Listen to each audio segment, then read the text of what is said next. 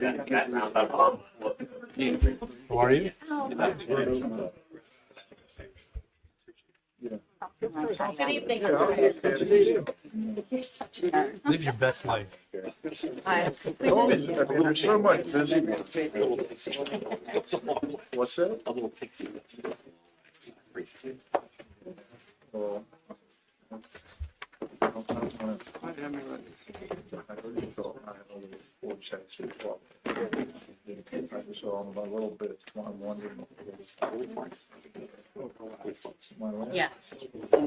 I wanted to watch her special last night about weight loss. My mom- I just mentioned that she's next month in early one. I don't think I had it. I actually left. You were in there. No, it wasn't. That's right. I was just, you know, take a walk in the day. Yeah. With the grapevine years ago. The written and other recommended to go in the direction or so. Then I'd rather talk about it. It's you. Well, that's my first time. Nervous. I would be careful. The Lenten season. Is it really? I saw a sign, or church sign said, Lent, spring training for Christians. Yeah, yeah, sure. I know, but true story. Yeah. Yeah, it's a lot of work behind it.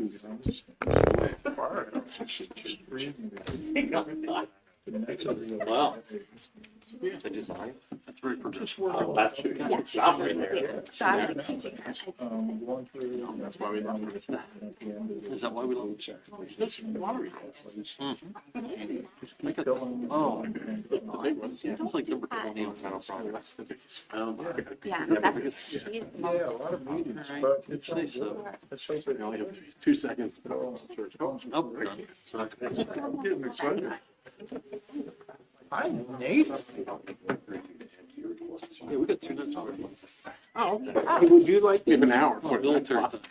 Turned out. computers too much. I don't know what you ever do with them, so, I mean, It's like we're supposed to catalog and include dates and everything else on them according to Hey, the I comments saw your advertisement on for the EOP. the latest stupid app. I did. I read all of them. Some of them I thought, I bring the toddler we with probably should be doing this. Think so. more. What's the minimum age limit for stupid app? Yeah. I see, there was a lot of, And so. Yeah. Can't we just Some of them, I think it was down to like Okay, three. so you need to learn how to convert, that's a prerequisite. Once it's I'll get slow. It's just the way they she didn't do with the command, They just will get their tortoise, they just throw it. with the birds. Tara, let's go Tara. My mother and I would do it to Nola. I'd be so excited. Those are right in the. Like, I saw the video, I'm like, oh my gosh, Jennifer. Her name is Nebula. Please be elected. Nebby. This is not that precisely. Oh, I thought Like, it oh, was. but. That's great. I would assume that. Thank you, borough manager. No, Probably before. can't stop me. I mean, I interviewed Well, I need to be a. Great one. That's right. every, The last minute memo. it's just a matter of putting it, Smartest now we can. so it's more correct. That's really all. Well, that's. Put like summer school, all highlight all the people, maybe low severity, trained around low, but likely very high severity. Borough Council meeting and committee session will come to order for March 19th, 2024. I will start by with the announcement that the meetings of Mechanicsburg Borough Council are being recorded and live streamed for the purposes of transparency and increased public access. The live stream, along with the recordings of previously held meetings, can be accessed on the borough's YouTube channel. We will have the Pledge of Allegiance now. I pledge allegiance to the flag of the United States, to the republic which stands, one nation under God, indivisible, with liberty and justice for all. Roll call, please. President Miller, Here. President Anthony, Here. Councilwoman Atherton. Here. Councilman Booker, Here. Councilman Garrett, Here. Councilwoman Martin. Here. Councilman O'Neill. Here. Junior Councilperson Hobart. Here. Mayor Ritter. Here. Lieutenant Curtis. Here. Chief Neff. Here. EMC Wardle. Here. Superintendent Huey. Here. Public Works Director Lair. Here. Manager Thompson. Here, ma'am. We have a quorum.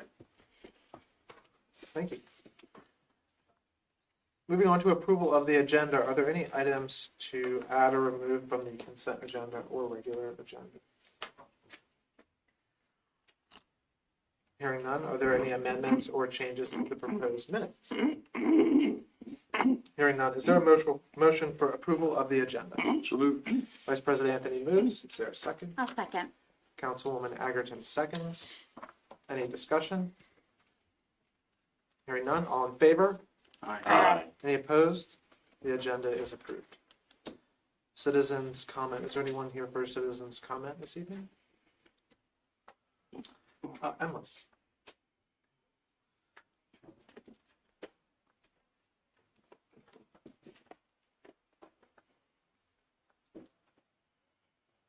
I'm Melissa Halsey, 318 South Frederick Street. I'm here to speak out against the proposed closure of the three streets, the railroad crossings of Frederick High and Arch. I feel it's a safety issue for the emergency vehicles. We also heard Chief Neff's situation with getting the water from Allen Street. There's going to be congestion enough with the traffic and then for the emergency vehicles to try to get around. Also, will be no pedestrian crossing at those places, and that's going to be a safety issue. Also, there's going to be increased alley traffic, and the safety advisory that you're going to look at later on especially tells people not to drive in alleys because children play there, but that's going to force people to drive in those alleys to get around. The traffic is an issue. Aesthetics, it's really going to look horrible. We're trying to make our downtown look nice. There's going to be, we can't dig up the streets and have grass because people are still going to have to access their properties. I'm not sure how the people closest to the railroad are going to access their properties if the property is going to be owned on either side by other people. I don't see any upside to the town with this maneuver. They say it's a safety issue. If there's those few cars going through those intersections, that means there's less chance of an accident at those intersections. So I don't know how much of a safety issue having the crossings there would pose. Thank you. Thank you. Thank you.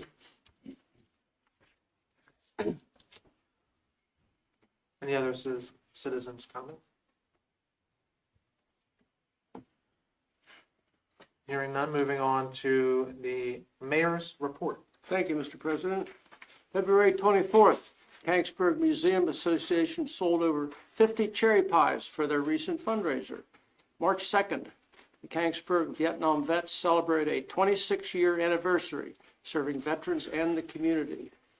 March 6th, DMP held a grand opening ribbon cutting at the Cigar Lounge, 11 North Railroad Avenue. March 18th, Lebanon VA Hospital brought a busload of veterans to the VFW Mechanicsburg. Great meal followed by close-up magic entertainment provided by the Area Magic Club. Friends of the Simpson Library update. Learning and book sale project moving forward. Project documents available for contractors from the architect. End of report. Thank you, Mr. Mayor. Moving on to the consent agenda, is there a motion to approve the items that are on the consent agenda? I'll make the motion. Councilwoman Martin moves. Is there a second? Councilman Booker seconds. Any discussion? Hearing none, all in favor? Aye. Any opposed? The motion passes. Moving on to the regular agenda. Thank you, Mr. President. The first item, discussion and action to approve the design and delivery of pedestrian and motorist safety PSA via direct mail.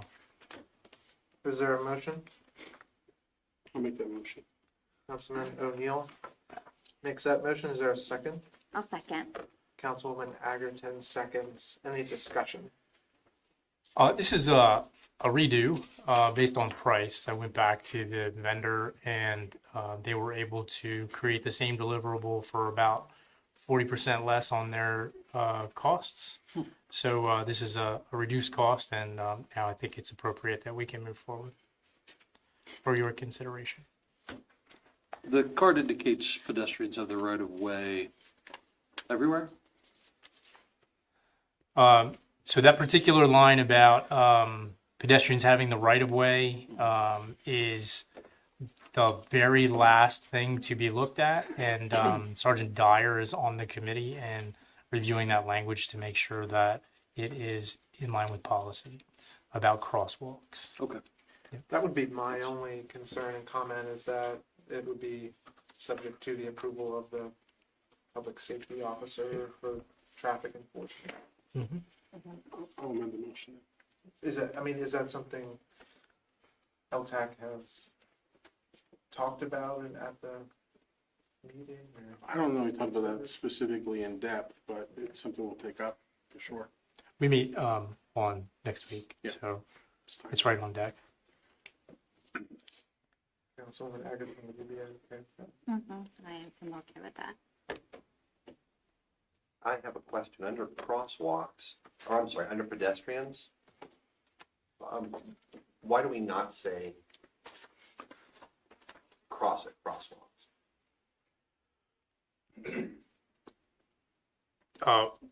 We can certainly take that back to the committee. I mean, is that, maybe Lieutenant Curtis, could you speak to that topic? That's the law, specifically if there's crosswalks available or at the corners. And I mean, when you're talking about right of way, the right of way is when you're actively crossing in a crosswalk. So I think under the motorist section, stop for pedestrians to have a right of way, that's a problem, because we're not being accurate there. And we're not telling pedestrians they need to cross at the crosswalks, which I think is a problem. I think there's a difference there between consideration of a marked crosswalk and an unmarked crosswalk. What's an unmarked So an crosswalk? unmarked crosswalk would be one in which there's no lines, but from corner to corner. So you still technically can't cross a street in the middle of a street. You're supposed to go to the crosswalk, whether it's marked or unmarked. How does that work for alleys? Are alleys considered an unmarked crosswalk? Again, Or at is the, that- at that's the not corners, it would be technically, on the technicalities, what the law says through PennDOT.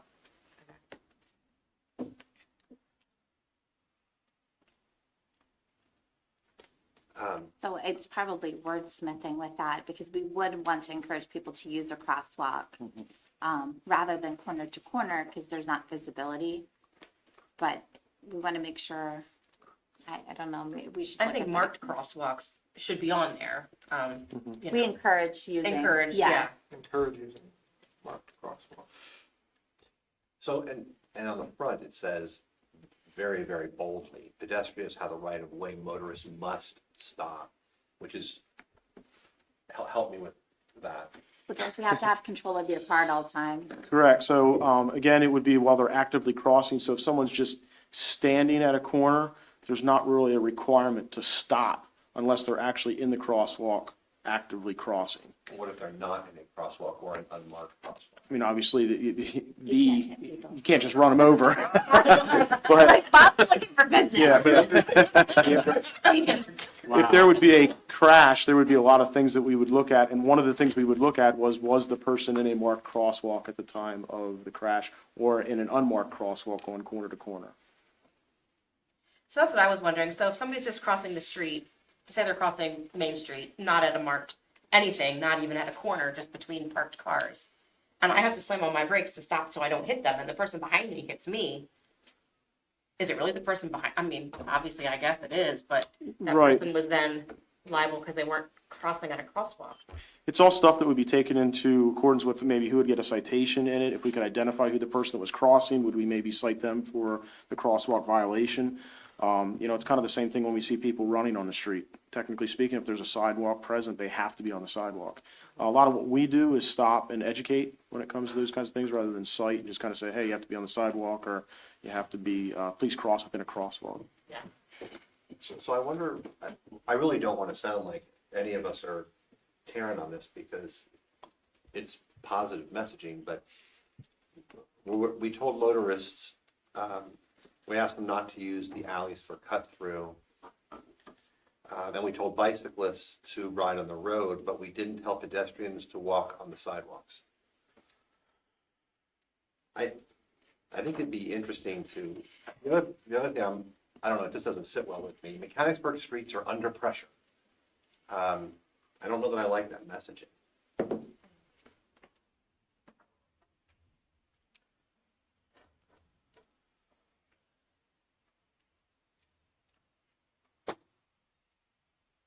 Really interesting idea. The other thing is if we really do have through traffic here and not necessarily the majority of our traffic being residents, this flyer is being proposed to go out for residents, or are we blanketing all South Central Pennsylvania? The residents. Being funny. Residents in the borough. So I'm wondering really what effectiveness this is going to have. Where is the cost benefit on mailing this to residents only when the majority of our traffic presumably is through traffic? Lieutenant, can you speak to percentages on that?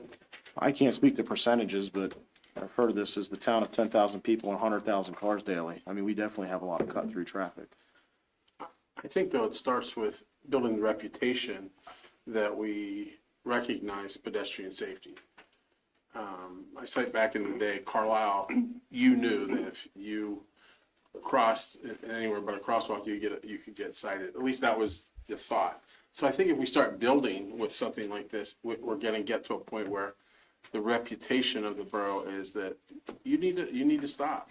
You need to pay attention, and the people who are walking have a responsibility as well. I think that's the intent behind this. And I think the other thing is to think about we're good stewards to other people. So I know since the reduction on Main Street, people riding my butt the entire way down there is hopefully encouraging other people to notice that the speed has been reduced. So I think we have to start be good stewards of traffic safety, because I know I cut through alleys the entire way home. I don't go down Main or Simpson. I'm one of those bad cars that likes to alley hop. I'll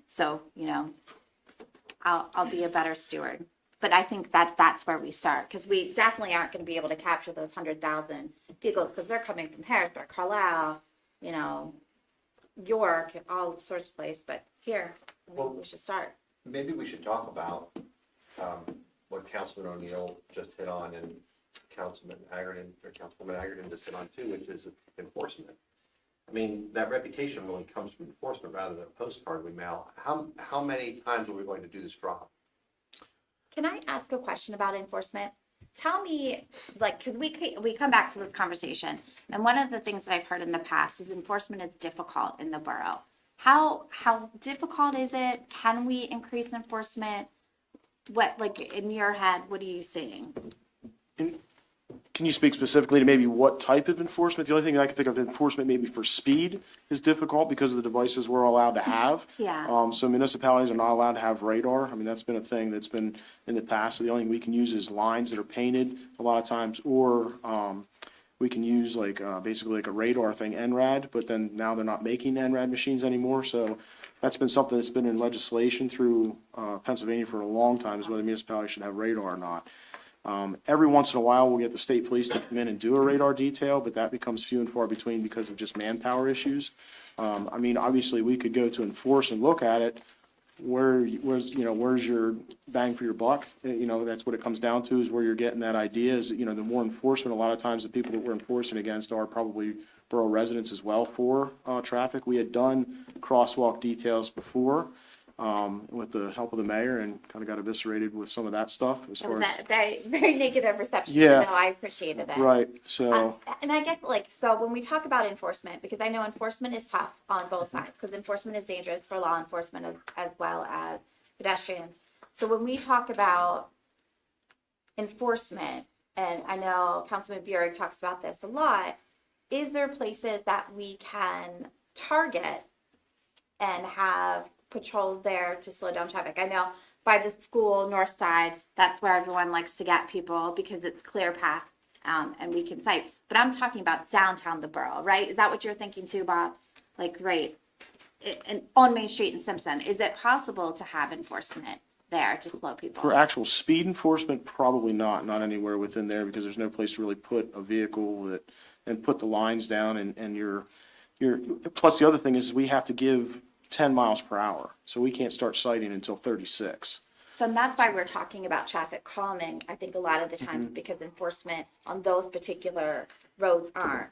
You know, enforcement for running traffics, you know, things. So I'm just thinking, when Right. we talk about enforcement, I think we juggle enforcement with education. I'm a big proponent of education. You know, and I can just think of some of the, just with the flyers is, you know, if you're mailing them out to residents, we could also push it out through Facebook. You can push it out through, you know, we have, Instagram, we have X, you know, our websites that we can all push the stuff out, kind of get some things out there and really kind of hammer things on that end, you know, really push out the education proponent of it. Enforcement, you know, there's always that juggle, you know, enforcement works, but at the same point, to what benefit? Because it's going to have to be consistent and long-term and, you know, with call volume and manpower and dedication to, you know, those kinds of things. what do you see as the most effective traffic calming thing that we've implemented over the last year? Is there anything you're seeing that's benefited? Potholes are large. I would like that on the record, potholes. We'll just be- No, I mean, as far as calming, it's always the education with the enforcement. I mean, that's, you know, pretty much when it comes with everything. And we try to do our best with, you know, hitting into the schools and hitting the driver's education, talking about pedestrian safety, talking to kids to try and form those habits ahead of time. But a lot of times what we're seeing a lot of the pushback is from obviously the adults that maybe aren't really aware of, you know, what the laws actually are. You also touched on how challenging it is to enforce because of essentially you're kind of hamstrung relative to the tools you can use to enforce. So like, again, I'm not trying to go down a rabbit hole here, but Right. I don't understand the logic by not being able to provide the tools you need, like from the state level. Yeah, Like, yeah, I absolutely. don't know if there's something we could do on our end of like saying, hey, like. Yeah, talking to local legislation. I know we've done crosswalk enforcement where we kind of go down and we will stop vehicles, but it's hard to hit pedestrians a lot of times because when you see them crossing down the street, you know, by the time maybe you can get a vehicle down there or you get yourself down there, they're already inside of maybe their apartment building, and we're not in the habit of, you know, walking into businesses and saying, hey, you come back out here. So. I mean, there's other measures down the road as far as pedestrian signage that lights up. I mean, other communities, you've seen it. So again, as we keep thinking about this and keep implementing maybe and taking a more comprehensive approach perhaps, but I think there's tools and ways that we can That make it better. walkability study had a lot of recommendations that I think we're getting ready to implement. I just think that, you know, if we just need a comprehensive plan, and I see obstacles to enforcement, even though I get it, like enforcement would be there, but if the obstacles are there, we need to look at the alternatives and have multi-pronged approach. I've not done a lot of studying on this, but like, what is the logic to not being able to have you use radar? Radar, so in years past, the thought was that municipalities would generate more revenue by using radar, by just issuing speeding tickets. It would become basically just like municipalities. And if you think back to, you know, in history when Dauphin Borough, when, you know, 322 passed through, that's how they made their money, was writing speeding tickets all day, every day. And the thought was if municipalities get radar, that's all they're going to do. If they realized really that that's just not going to be something that's been done, but then it's been, you know, debated back and forth for years. They've talked about giving it to municipalities that are accredited, but it just kind of keeps going back and forth, so. That does not make sense. No. So the reason we got VASCAR was because the state police went to radar and they needed a place to get rid of all their VASCAR stuff, so they sold it to municipalities. I know the state police are looking to try to do moving radar, and try to enforce that because we're one of the few states that don't use moving radar. So I'd imagine if they allow that, then we'll be looked to all of a sudden, hey, now we have an option, somebody to sell our radar to. So now that they've changed the laws, and maybe, you know, in your crystal ball, with like traffic cameras and being able to cite people and traffic cameras being able to cite, is that something you think will become available in the future for municipalities? Sure, I mean, we could do license plate readers. You know, I put proposals up to the LTAC committee to purchase those, to put it Main and Walnut Street specifically.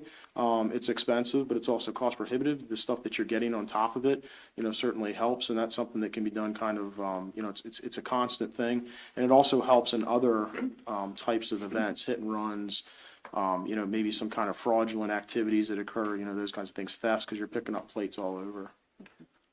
Can you cite?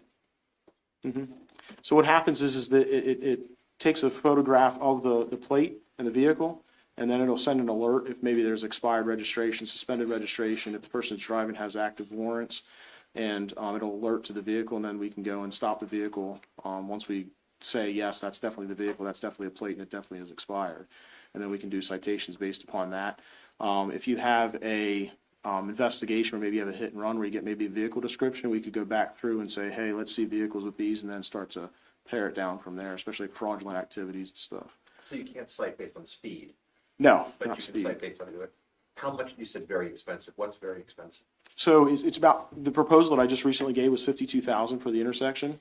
And then that's basically over the course of a couple of years, it's like a 5-year kind of a plan. Say again? 4 ways? Yeah, it would cover every lane at Main and Walnut Street. 52,000? Yeah, that's correct. Per year? For what span of time? For a year, and then after that, you pay a fee on top of that then. I can get you the proposal that I had, I can send a copy out to you. And you said you must give, or you said something to the effect of, you must give 10 miles an hour. Is that, For speed, yes, is that a law? yes. So, I'm sorry, but That's okay. that one gets me, because if the speed's 75, you give 10 miles an hour, but if the speed's 25, you give 10 miles an hour? Correct. I mean, they're almost exceeding. Even if it's 15, you're given 10 miles per hour. And that's because of the inaccuracy of radar or the line counting, right? They Of give a little of the window. stopwatch, Yeah. that's what the thought process is involved with it. So if you're, It's calibration if you're issue. measuring speed with a more accurate method, it still is a 10-mile. So radar, not so much because of the fact that it's a definite thing, but when you're using calculations, it's an average speed. So it's the average speed between this line to this line. Even though it's within seconds and it does the calculations in there, it's still And what human about- powered. What about the unit that we approved funding for 2 years ago that was set on opposite sides of the street? Correct, yeah, we can't find it to purchase it. So that was, at that point in time, things were starting to go out defunct, and we had maybe an opportunity to get a couple, but then by the time we passed it down, we weren't able to do it. Nobody's making that machine anymore. Is there a replacement for that technology? No, not currently. So what are other local municipalities doing? Some are using NRAD, that actual machine, but then some of them, because of the fact that it's been broken down, I've seen, emails going by within the region basically saying, hey, does anybody have this for spare parts? So a lot of them is using what we're using, the stopwatches, VASCAR, those kinds of things. Because the thought process is that legislation was gonna move forward, we would get the opportunity to use radar, but that basically just gets held up in committee each time. What about the strips in the street? That would be the technology that we're using now. That's the Yeah. layout. Yeah. And the flashing speed sign seemed to be really effective. I mean, subjectively effective. Right. Where is that in, I haven't seen it in a while. Yeah, based upon the weather, it was basically being held back in because of, with the sun obviously not being out and weather things and that kind of stuff, actually putting it out and deploying it, but we'll be deploying it here pretty soon again. Because it relied on solar? Yeah, I see. yeah. Well, that's a bit of an oops. Yeah, that's a tough thing because it's, the batteries involved with it. Sometimes replacement of batteries, solar is a little more easier to kind of keep going. How much was the estimated cost for the mail drop total? Design, printing, Just under 2,000. 2,000? And how many drops were planned? They didn't, conceptually, they were thinking 2 to 4 a year, but right now it's just, Councilman O'Neill, was there any discussion about the effectiveness of digital distribution versus paper distribution? And I don't recall specifically that we talked about that. Do you recall that? part of yeah, this? I think in particular, they viewed that they would reach a larger percentage of the population by the direct mailer, and that they thought that it was a good avenue to get a message out. I think we did also talk about other ways to get. Sure. We just started a newsletter, so print is Yeah. effective, but I Yeah. think when you do a direct mailer, it's an effective means on top of having a digital presence. I think if it were part of an overall more comprehensive strategy, I'd feel better about it. But just But dropping that, but drop. isn't it part of an overall comprehensive? I mean, I this is, think it is. yeah, it's like, it's just a piece in a huge project that we're doing. I mean, we didn't specifically, I guess in LTAC, I mean, that is part of the comprehensive strategy, but I don't know that we took it as like a piece here, a piece there, and put it all together. But we have talked about it that way and what we can do as far as recommendations. This is just the first recommendation on this area. So that's how I see it. But what were you recommending different? Oh, I don't know that I'm recommending anything. I mean, the work is done in the committee, right? Yeah. But I wouldn't mind having the committee come and present to us and share an overall strategy, multi-point strategy and action points so that we have a sense of a calendar, action points, and where the money's going. You know, direct mail one drop direct mails in my experience really don't do much. You need to be sustained just like you do with enforcement. And at $2,000 a drop, I think we can buy the police some equipment when we reach a certain point, or we can do some other things. And given the efficiency of digital distribution and the fact that it'll go out far beyond our borough, the borough lines.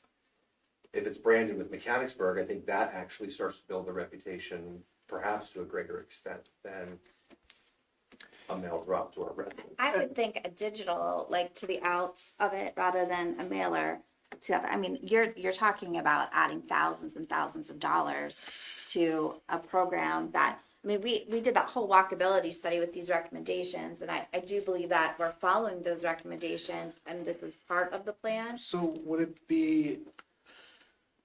also be a good idea potentially to tie it in with, make it more of a campaign around walkability in the borough and tie it in with the walk to walkability and perhaps advertise that event on this flyer? Yeah, I like that. That it's not just a flyer, but it's more of a campaign and it's more of a participation and public involvement in walkability. And I think it's important to get it out in that regard, because this has been one of the highest complaints from our neighbors coming in here and talking about it. I think that having something on paper and getting out there and advertising what we're doing is a really good way of responding to it. What's the date for that walkability? I'm not sure. I think it's May 18th. There you go. It's May 18th. So if we went back to LTAC and asked for their recommendation and then to discuss our comments and then took action at the following council meeting, do you think that we would have enough time to Yeah, I don't incorporate that? I don't see any problem with that. I think we'd be ready. And I like the idea of even having a walking event to draw attention to the issue. But I don't know, this just says to me, we live in a dangerous town and you're gonna get run over to cross the street and. Well, if you remember, the folks who were part of LTAC were specifically invited because of their experiences with danger No, and I what they agree with all witnessed. that. I just think this sounds more positive to me. You know, we're a walkable community. Sure, I like that idea, but would this potentially get lost in with the walkability campaign rather than an overall traffic safety, pedestrian safety campaign? I'll be very blunt. I don't think this is gonna increase pedestrian safety. You're talking about less than 10% of the drive-through traffic in the community comes from within the borough every day. You're talking about 100,000 cars, and you're talking about 10,000 residents. Not all of them have cars, and not all of them drive in the corridor. And I think that the effective part of this is to the pedestrians that live here. Yeah, That are absolutely. the ones walking from recreationally from their home to and from their, various places, parks. Well, the more people we get to come and walk recreationally here, even just for fitness, Yeah. it will help our retail business. So, And I'd applaud the borough with all of their walking paths. Like if you follow the page, they're putting out walking paths all the time and highlighting it. So I think that's it complements everything that we're doing to address the safety concerns. I agree with you. I don't want to be this place where everyone comes to walk to die, but this is a great partner with all of the other things that are going on. And I think we do need to respect the fact that the traffic committee came in and that their experience is important. I think it's a good idea. I would like to see their response or their thoughts on incorporating the walkability, and if they could craft a message that would incorporate that without losing the important parts of the safety aspect. And I also like separating and possibly serializing this campaign and saying, these are walking tips and safety things, and these are bicycling, and these are motorcycle. I'd like to see them split rather than everything thrown into one stew. Unless we can do it in a way where we have separate sections for each of those constituencies, visually from a graphic arts perspective. And I love the idea of the digital distribution. I think we'll reach far more people with that, and far more people who are driving on Main Street every day in Simpson. I applaud the committee and you, Councilman O'Neill. I know you guys have been working very, very hard. It's not an easy issue. And it's a passionate issue for the committee. And so I think they'll be glad to take the recommendations back and come back with something that's maybe more appealing to council. I do think that focusing on the pedestrian safety and how to walk safely and make sure you're wearing bright colors and make sure you're crossing at crosswalks and make sure you're using your crossing devices. Because I feel like this sort of is like all motorists suck and you're running over everybody. And I think I get sort of the same feeling that you get from it. So that's the letter K in the text message. Well, and one of the things that I've noticed on Facebook is talking about pedestrian rights. And I think sometimes it's very misguided. And so you hear people saying things like, well, if I cross in the middle of the street, a car should slow down. Exactly. Resulting in it. So I think that Right. there's an equal, It's a responsibility. yeah. Yeah. And people Pedestrians need to also have need personal be responsible responsibility. for their safety. You can't just step out the traffic. Right. They expect everybody Well, to you stop. could. Well, They can get a coupon. I mean, this would be more fun in a discussion if it weren't for the fact that people have died Yes. on Main Street, and that's not a joking matter, which I know we all acknowledge. So there's clearly a problem that needs to be addressed. There was another pet walking. There's another separate area. I said pedestrians, bicyclists, motorcyclists. People with pets is another one. I mean, and there's just a whole series of. Plus, recreating, walking for health. We could really build this into a positive messaging campaign. I think we need to tie it into the walkability. I mean, it's already out there, and I think that there should be a marriage between that. And I think that this is part I of think it's it. good leverage. Yeah. I agree, but I think overall, though, we have to maintain the effort to keep this in front of the traffic safety, pedestrian safety overall. Yeah. But I think this is a good opportunity. I agree. I'd like to spend some money and put some flashing lights up at the crosswalks. I'd rather do that than send them out. Yeah. Me too. Can we get some quotes on how much flashing lights would be? Is that a police thing or is that a public works? You have to probably look We have the quotes. It's a matter of ability and authorization and permit That's to what put I'm Is saying. it a flashing PennDOT lights issue? on. Yep. Yeah. So it's not that easy. Done because other communities do it. I don't know what the parameters We- are because that's all PennDOT. Our transportation engineer, Marvin Taw, has all of that. And so, and believe me, the committee wants to do that, and they would like to put that at every crossing, all 12 on Main Street, all at the same time. So you will certainly see that coming to you for approval. They're very aggressive about that. Very aggressive. And we just have to make sure that PennDOT approves those flashing lights. And I'm sure we're not going to have an issue, but they just take a little bit longer. Right now we're doing, we're doing the experiment at Frederick and Maine, and then we're also doing crosswalk pedestrian counts at 7 locations right now, and that will inform future decisions on that, about where to place certain things like that. Yeah, and that's how, I'm seeing this as just part of that huge process that we're doing, that just is one piece of it. Sure. There's lots of stuff coming out. Yeah, and at the moment, I'll just reiterate that I am opposed to putting jetties of concrete out into the Main Street area to calm traffic. I think I'd like to see other means looked it's just a statement, it doesn't need a response. No, I believe in the committee, all of that is discussed all the time. And so I think a plan is coming that will give you the opportunity to take a look. Thank you. So on the motion, I think we've reached a point where we're gonna table it Yep. and send it back to LPAC with our comments. Yes. And thanks. And an appreciation and thanks and, I think it was a worthwhile that we discussion. really do want to work with them on this and, making it perhaps more comprehensive. So is there a motion to table? So moved. Vice President Anthony makes the motion. Any discussion? Hearing none, all in favor? Aye. Any opposed? Motion to table passes. Next item on the agenda, discussion and action to approve Memorial Park concession stand roof replacement proposal from Strickland Brothers Construction at cost not to exceed $10,500.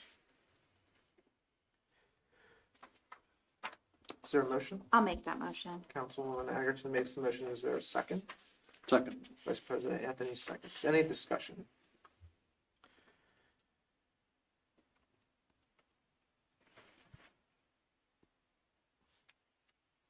Hearing none, all in favor? Aye. Any opposed? Motion passes. Thank you, sir. Next item, approval of the IT services contract with Third Element. Is there a motion? I'll make the motion. Councilwoman Martin makes the motion. Is there a second? I'll second. Councilwoman Agerton seconds. Any discussion?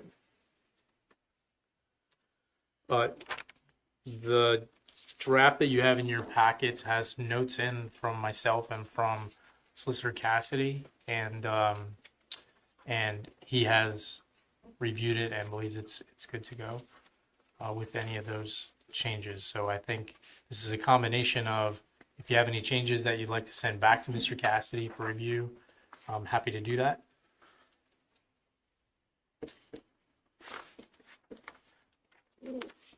Are there any comments from council?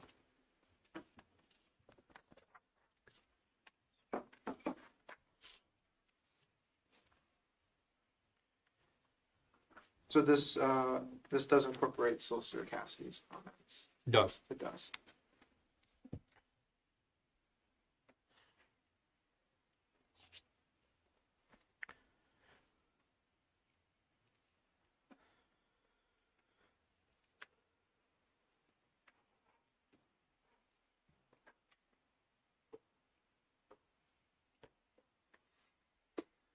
So if we approve it, it'll have like the one note. The notes that are in here will be changed?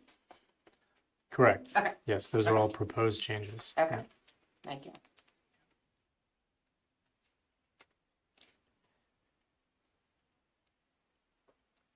That was my question too. I was looking at that. They're not changed, but.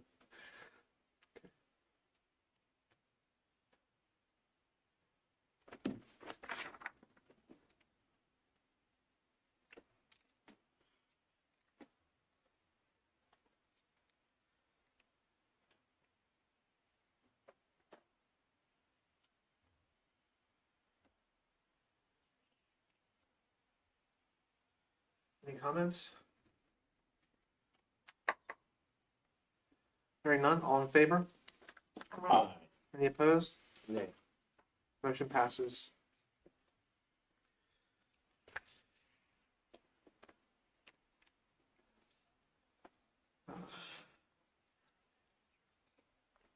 Moving on to the committee meetings. And we'll start with the borough manager's report. Thank you. My report is in your packet and also available to the public. Two things of note. One, there's an outline of the comprehensive plan kickoff meeting and that agenda. Welcome everybody to attend either in person or online on April the 11th.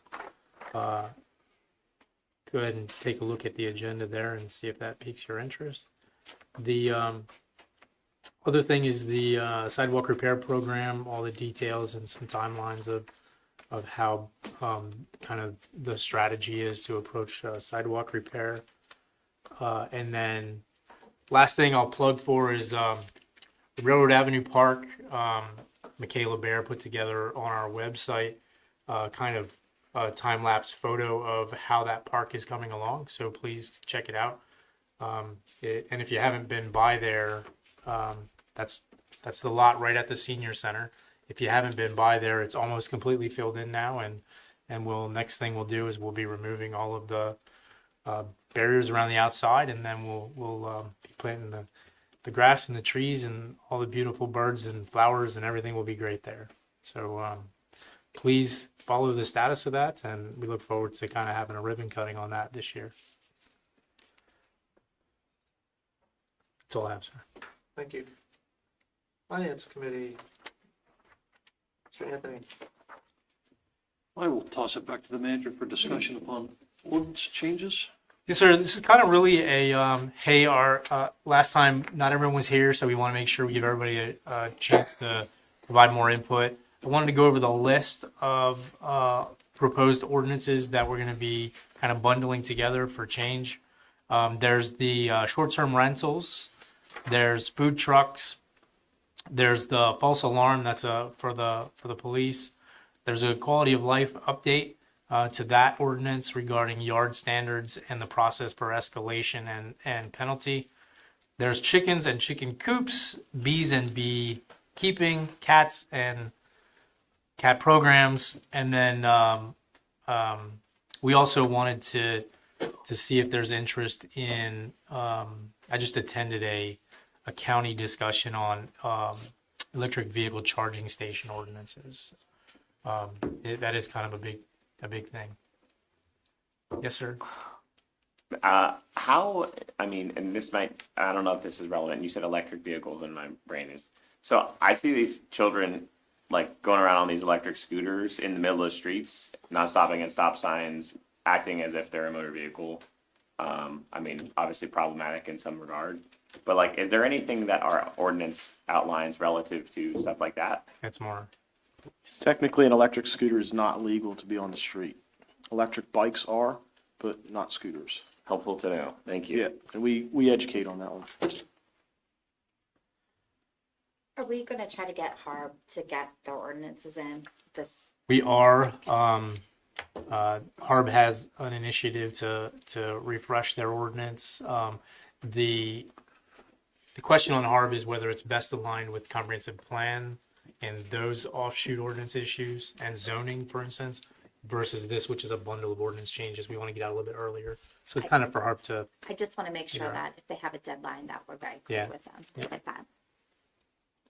And then something also relative to pedestrian safety. I know when we did our last ordinance update, I think a lot of the language was removed relative to bicycle safety, specifically bicycling on the sidewalks. I don't know why it was removed when we did the last go around, but I'm pretty certain that it was, which creates problems for pedestrian safety. I would add to that just a little bit with skateboards. So I believe we have an ordinance prohibiting skateboards in the downtown. That was removed. That was removed. Yeah, unbeknownst to us, I just learned this probably about a year ago. When they did the revamp of the ordinances some years ago, that portion was removed. That creates quite a problem in the downtown, especially for people walking to businesses, the skateboarders. I mean, they certainly need a place to go, but They're not allowed on the street, are they? Not technically. not technically. I see them longboarding. So when they're down, even the one wheels and those kinds of things are not technically allowed to be on the street. The only thing that's allowed to be on the street are those things that PennDOT say can be on the street. And that would be bicycles and vehicles, because it specifically states them within law. Motorcycles Motorcycles, yeah, obviously, yeah, vehicles, and bicycles. bicycles, and yep. I just think it might be a relevant time, or at least to discuss that in LTAC or whatever, because like, I feel like that is contradictory to the things we're trying to do with walkability. Okay. Good. Yeah, it's interesting because I see kids biking down the sidewalks and I don't want them on the street, but I also don't want them on the sidewalk. Like, it's an interesting conundrum. Well, there was a really brilliant councilman that worked, collaborated with some really brilliant police officers that. With bike that- safety. That a bike safety campaign, and then shortly thereafter, all that language was removed, so. Is that your fault? I'll take ownership for it. Yeah. I don't know if that would make sense. We should for me. probably we should re-release that. Go out. Well, we need to fix the ordinance first.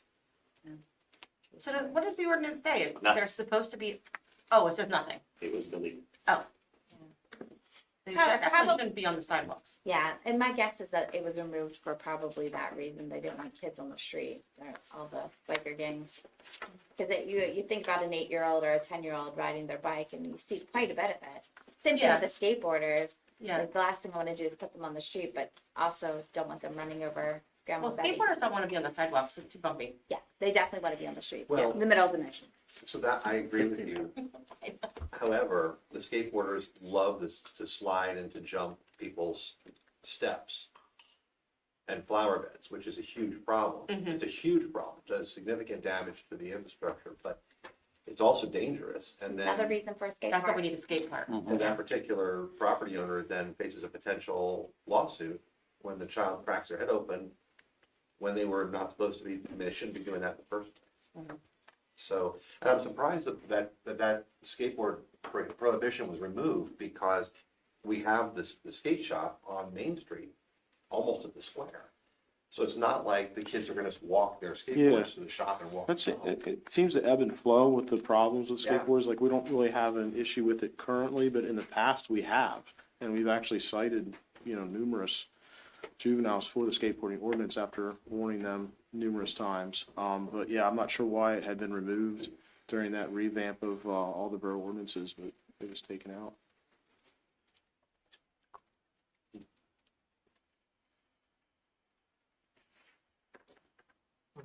I just wanted to encourage to look at the curfew ordinance Right. again. Sorry, yep, curfew. And if we could get, some play in on that one, if you're looking at curfew, What's that? if we could get some of our opinions on it. But I think that the I wanted last to time we align didn't it get more your with- opinion, which That's was really correct, yeah. silly. I just think it needs to be aligned more with driver's licensing. Correct, So- and that's our big thing, is that the Yeah. ordinance allows for juveniles to be out longer than the Pennsylvania driver's license laws. And is there any impact on the fire service, the young members of the fire service for curfew? It's within the ordinance if they're involved with firefighting, working, that kind of stuff. In schools, right? In schools, yeah, and if they're with a parent, there's a lot of things that are in there, plus it's a warning first off and stuff, so. That would be the only thing I would say, is, and if that's what you're looking at, moving it from midnight to 11 on Friday Well, and no, I was Saturdays. thinking specifically during the week when the curfew was 10. 10, yeah. It's 10 even for those who have a driver's license that allows them to drive until Yeah. 11. It'd be easy for us if it's 1 throughout the week. Yeah. We would, and it, because when we had talked about it before, it's a lot of guessing, right? To know how old someone is, and if you just have a standard, because most, like, I know my daughter, now she's old, you can't get her, but when she was walking home from school, a lot of times their events were done at 11 o'clock, and mom was sleeping, so she wasn't picking her up. But that's, I think, what we get into is that kids have good intention, and then you guys are forced to decide if you're going to stop or cite or warn.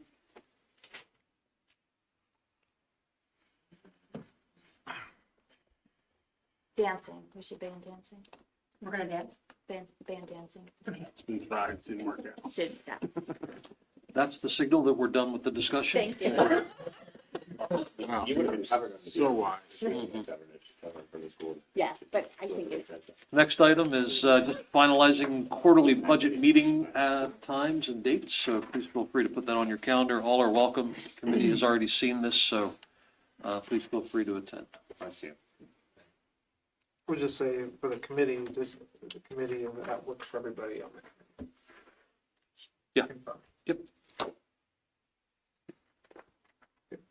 Shall we confirm again? I'm good. Okay. And I echo your invitation to people to come to those meetings. Those are where a lot of really important work gets done. And a lot of decisions are made in the finance committee. So if you have an interest, Join us. absolutely join us. That's all I have. Public Works and Safety, Councilman Burek. Okay. Sanitary Sewer Department, Superintendent Ewing, would you like to highlight anything? Thank you for your report, by the way. Yes.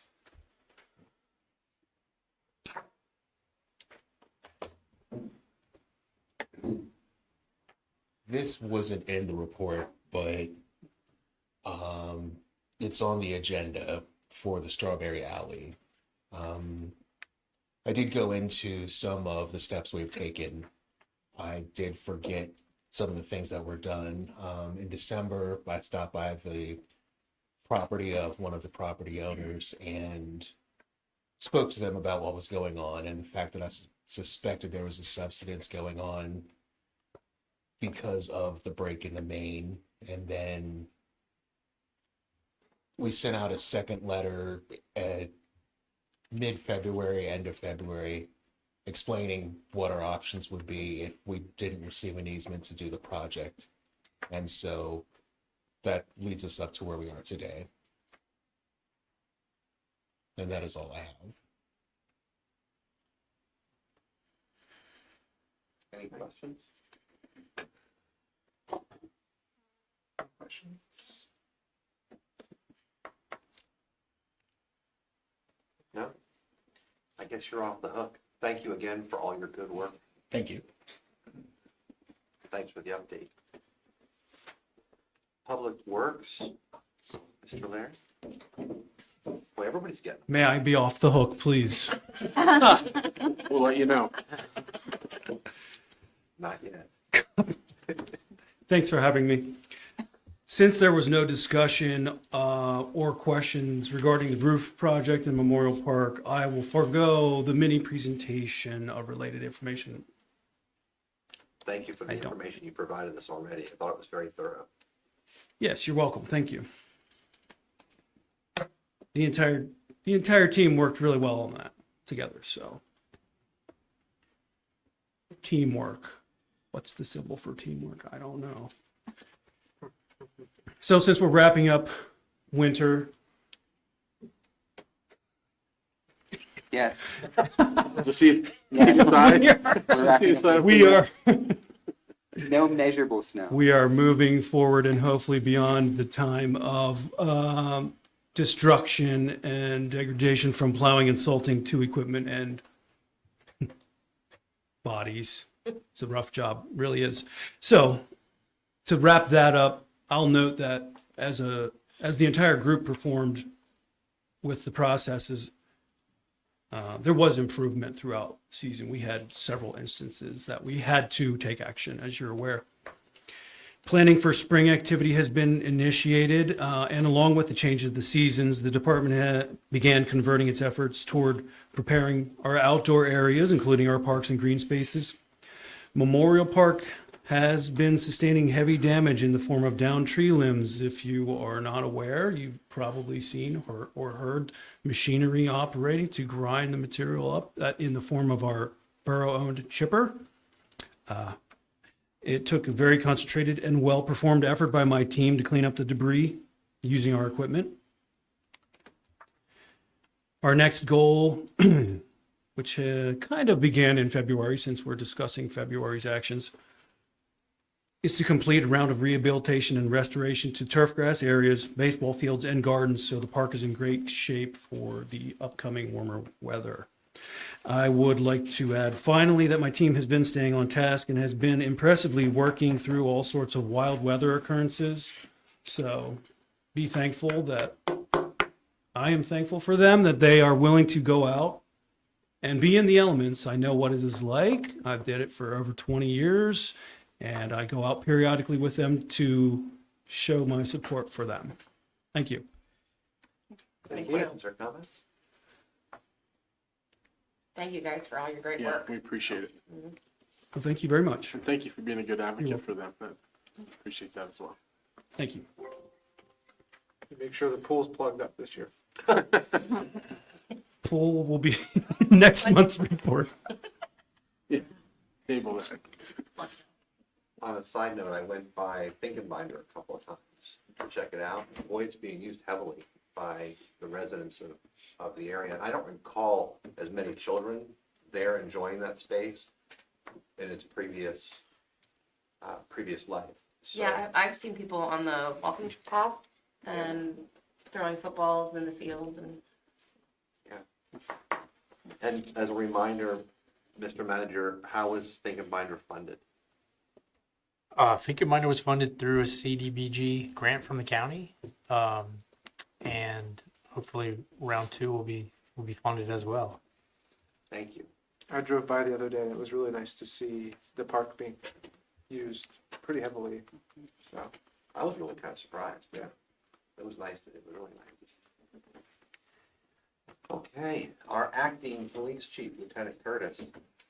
Yes, I don't really have much. Mr. Buring had asked for, just a couple like in-house things that we were doing. So last week we did the first round of in-house training. We did certifications for first aid CPR. We have some officers in-house that are TAC med trained, which kind of talk about basically survival skills and adding first aid for those in cases of, shooting situations and stuff where you're applying tourniquets and such. So we did that round of that as well. We also did a round of implicit bias training. I am the instructor that does the implicit bias training. I've been instructing that through our academy as well as through multiple counties through CIT. That's a requirement through the state to do implicit bias training once a year. Plus within our policies, we require it once a year as well. Dropped a 3rd episode of our podcast. We've had over 300 listens to all of the podcasts that we've kind of put out. Put 3 out that were actual, episodes that were about an hour long. And then I put out a couple just kind of quick hit things just to kind of talk with our new officers for recruiting purposes. We're going to be testing in March 24th. That testing is closed. We kind of put something out to try to get some generated stuff on getting some people to apply. Just doing the day-to-day activities and such. And on Monday, I'll be going to the 2nd meeting for MOPEC. I kind of touched upon that when I was here doing a presentation after the National Academy. I'm on a committee for homelessness this year, so we're putting together that, and that'll culminate with the end of the year where we'll go out and do some trainings, and that's going to be a statewide training that'll go through on the homelessness side. Thank you. And just for council's enjoyment and general knowledge, can you, since we rarely have you here, it's such a treat, can you just tell us a little bit about what your normal duties are day to day, week to week? So a lot of it's scheduling when it comes to making sure, that people are showing up and that the schedule is kind of done out there. And, when we have call-offs or anything like that, trying to fill some of the overtimes. We're down 2 people right now to just vacancies. And then we have 2 people that are off injured. One was duty-related injury. She was injured during an arrest. And then another one that was off-duty injury. So just trying to juggle the schedule and move some people around to kind of cover things. Basically scheduling the trainings and making sure that we have things hemmed up for those 8 hours of training within the in-house. So that was kind of a lot of the basics, and then attending some meetings and just going out and then answering calls at times too. I was covering some shifts because of the fact that we're on some shortages. So I work some night shifts. I'll be working night shifts over the weekend as well. Thank you. Yep. Any questions, comments, or thoughts for Lieutenant? Now you're off the hook. Okay, Chief Neff, our Borough Fire Chief. Thanks, now I am on the hook. You're on the hook. Okay. Thanks, Bob. Okay, first of all, I just want to really give a little update. Thanks, Ron, for those reports. President Trace has been doing a wonderful job updating on the MVFD side. So some of the things that I've been working on is the bulk of it is really the fire station design, moving forward with all the steps with the Duffy Consulting to be the primary liaison with the borough for a lot of the little ancillary things that we need from day to day. What I'm also doing is, so I guess part of that with the fire station is the EOC is looking into the training room that'll be there. But it looks like there is an option if the borough would like to migrate that sooner or later to the EOC being part of the new fire station training room. Since we have almost half of the equipment or over half of the equipment already in the design build of it, it would be a pretty easy transition for the borough to consider that if it'd like, if not even the primary, to be a secondary location. With that, I took And I went up to county last week with Chief Bixler, and did a lot of fact finding with one of the directors there with what it takes for like the Jubilee Day to drop in all the radios, equipment down through the ceiling to hook up the antennas and that. Also had the recommendations from EMC Wordle as well that we shared whenever we were up. So a lot of good stuff there, and we're able to build it into the design with a very minimal cost, really. So that's one of the things. As far as the fire station in general, if you've seen, there's a good bit of digging up there. They're not digging footers yet, but today they were doing geotech core samples for the dirt. So that was all planned and good. Also, some of the things that we're doing is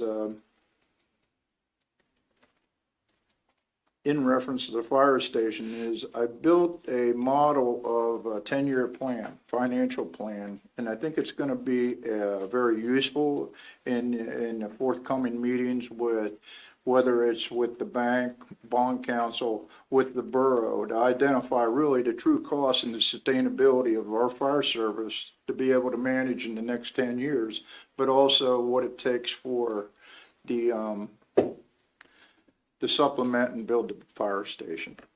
So there's a lot of room that we can sit down collectively at the table and plug and play the numbers and move them around with 3% increases for quite a few of them. And that it's a Google sheet, but it really shows it's very easy to follow. So I'm really looking forward to sharing that with the interested parties.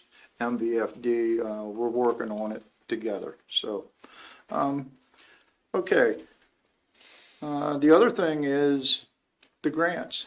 How important are the grants? I'll tell you how important they are, and the value of it is we're getting equipment here within the next month for the SCBA's. That was a big hit for us. That was almost $400 and some thousand. So if we get 200 and some thousand for that, 204 to be exact. So that other money, that 200,000, and what I'm looking at is we've accrued over $1 million in fire tax reserve monies. So if we can take, and so to match money on that, we're going to have to come up with about 200,000 out of there. The other big hit, as I've been identifying for how long, is radios.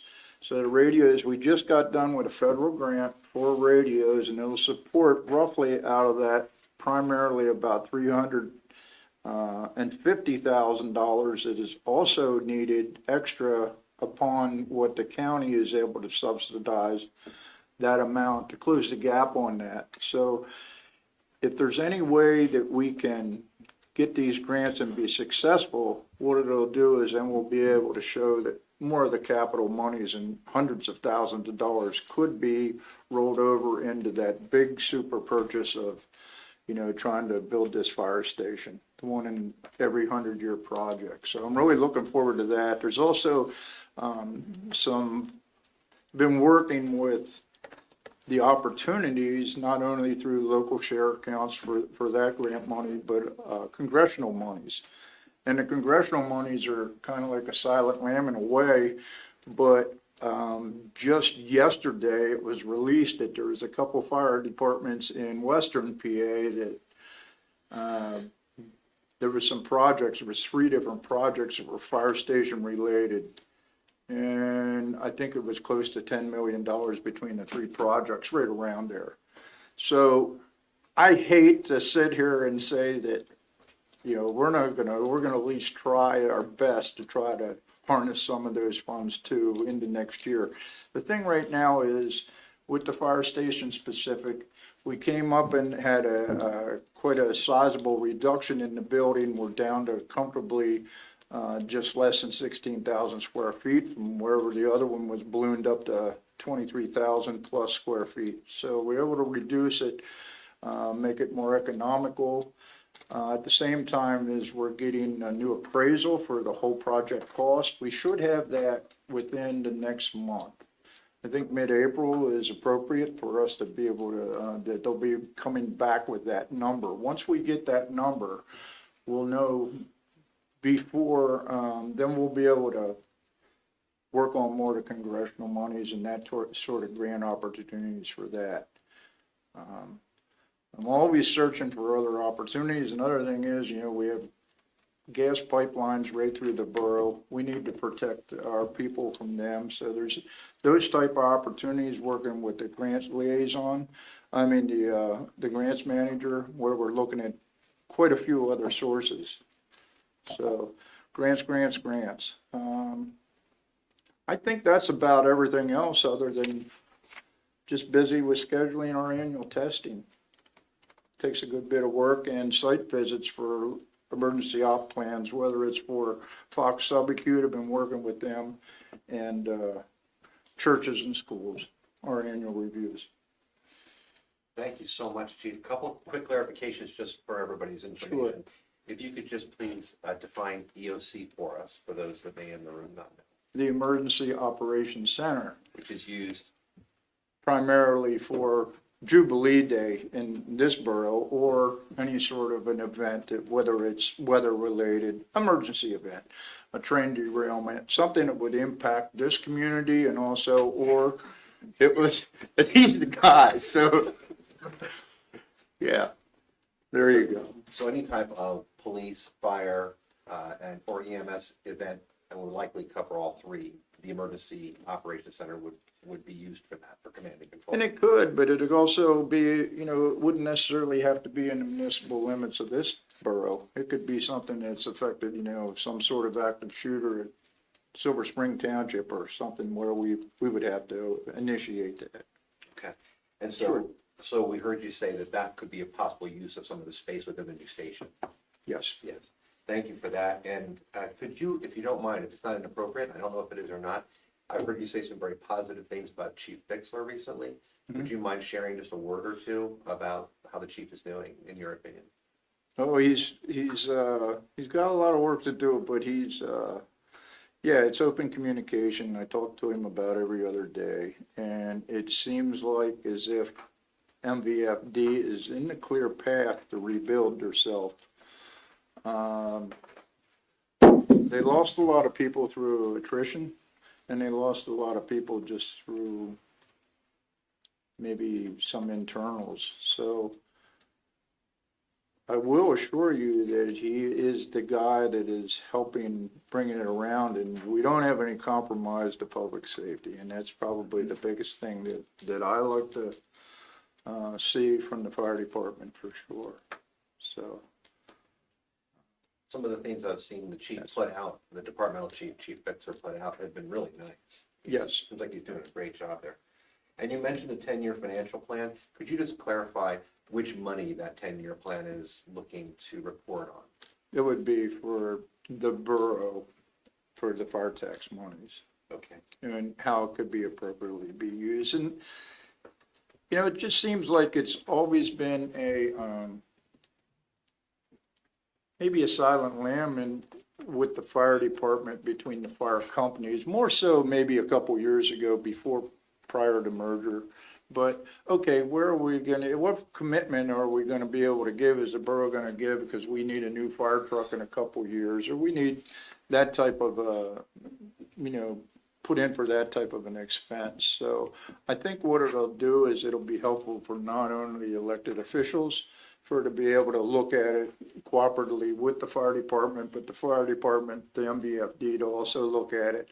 And they'll feel that level of trust between both of the components there, between borough and fire company. And I think that's the goal that would be very helpful for sustainability. Thank you very much. Okay. We're certainly getting a lot of great value from you, Chief. You have my personal thanks, and I know thanks from council. Does council have any questions or comments or anything? I just have one comment, Chief. As Finance Chair, anytime that you'd like to share with the manager the information on your 10-year plan, I'm sure the Finance Committee would love to take a look at it. Yeah, and I'm really looking forward to that opportunity. I just built it in the last couple of weeks, and I'm just sculpting it a little bit, but yeah, that's gonna be for sure. When you're ready. Okay, thank you. Chief, thank you so much. EMC Wardle, while you recover from the suggestion that there might be a train accident in the borough, we're going to keep consistency and maybe invite President Trace to the microphone to give us a departmental report. President Trace, are you ready for that, or? Yes, sir. I'm getting old finger. And Mr. Manager, perhaps we could reverse those. I'd like to keep the fire department together in the future. Thank you. Okay, you all have my report. I have a couple things I want to add. One, I forgot, Gary mentioned about Chief Bixler, and him and I have been having a lot of discussions about various things, and I think he's really trying to get this company to go in the correct division, the right way. Actually, Chief Bixler, another member, and myself, we actually went to a county fire chief's meeting. And the topic of that night was someone from labor and industry was there to discuss the child labor law. And after, on our way back, so I was in Carlisle, we were discussing it. We found a couple shortcomings in how we handle it. So we're addressing those right now. Because if you're 14 and 15, you have certain hours you can work. If you're 16 but not 18, you have other requirements. So we just have a couple shortcomings. That accountability. That's the one thing we were lax on. Most departments are lax on accountability. And we actually had someone who was in the enforcement as far as with the child labor law. And that is what he has found is accountability is the biggest problem. So, and along the same lines with what Chief Neff was saying, one of the things that we're going to be working on this coming year is our recruitment and retention. One of our newer members has taken it as far as I put him as the chairperson of that committee because he has some good ideas. He wants to spearhead it, and there'll be others with him also. But look for some more recruitment and retention coming out of the department. So really, that's about it right now. So any questions? I don't think I do. Mr. Anderson. Just a quick one. At the bottom of your report, you indicated that you had a 12.63% return on I was curious how that was relative to prior years. About the same. About the same. It's about the same. Thank you. Businesses, yeah. Mm-hmm. Business this year was they're all about the same, really. And we're trying to figure out ways in which to increase that, but especially with the way Mechanicsburg is, all the renters, we don't really get much help as far as any returns from renters, but I am surprised that the businesses are so low. Especially for amount of times the fire department has to respond to say their location for various, whether it be just a fire alarm or something like that. Mm-hmm. And there's some of them we don't get anything from. Do you send it to the business owners or the landlords? The business. We send them to the business. If I can send them to all the land, as far as the actual property owners, I try to do that also, but President Trace, in terms of dollars, are you up, down, same? we're down from 2 years ago, or we're down from pre-pandemic. But I think we were within. I don't have my report with me. $2,000 Is from this- last year. Is this your largest revenue stream, other than the fire department? Yes, And approximately how much do you bring in each year with line sharing? 50,000. About 50. And what's your annual budget, departmental budget? I couldn't really tell you. I just got back into the whole rigmarole again as far as that goes. After being away for a couple of years. I'm just being a numbers nerd, sorry. Yeah. I can't really. Yeah. The fire tax has really helped us out. The increase in the fire tax has really helped us out. So, Any questions or concerns for council, President Trace? not this time. Anything the council can do to assist the fire department? Give us more money. Don't know. Yes. Anything else? Thinking like a day in the park or something. Council, have any questions or? No? President Trace, thank you for being here. We are very appreciative you take the time to come, and we look forward to seeing you each month. Thank you. Thank you. EMC Wardlaw, you feeling better? Yeah, just keep the train derailments out of The Pennsylvania. AEDs were updated, so you're good. Luckily, no longer Department of Health employees, so I pity my friends who still are. So first, I'll comment on a few things that have been discussed already. First, for CH, the weather March 25th through April 12th, temperatures all look to have a higher than average chance of being above normal, which means our chance of measurable snow is likely none. But if we do have any measurable snow, it'll melt the next day, that type of snow. However, it does look like it's going to rain before 2 o'clock on Saturday, so that's not good news for the egg hunt. There was a comment on Norfolk Southern's proposal during citizen comment. I did just want to state for the record that I shared my comments and concerns on that with the fire police chief, borough council, and also the the borough manager and the borough engineer. I will save my comments on LTAC and pedestrian safety for citizen comment because I think it's more appropriately for me to speak as a citizen than as the EMC. But PA Senate Bill 459, sponsored by Greg Rothman, brings up the potential for local radar availability. It has bipartisan support from leaders in both chambers of the Senate, but was referred to committee on March 8th of 2023 and has gone nowhere. So I think it's a safe bet that it's not going to go anywhere and will probably need to be reintroduced. I know there was a push probably pre-pandemic to try to get local municipalities to really put their support behind those types of bills. One comes out almost every year because people see the importance of it, but it dies in committee almost every year.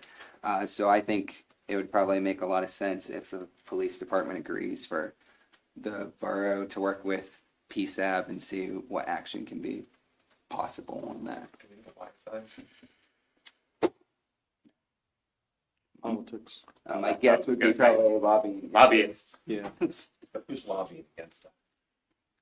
It comes down to, again, generation of funds, where their fear is that municipalities will use it to help their budgets.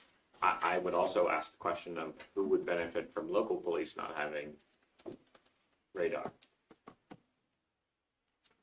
I'm just gonna. One of the leave that largest monetary recipients from the Pennsylvania budget, and that would be the state police. Yeah. Oh, really? Yes. Let's move on. Yes. Moving to things that were actually in my report.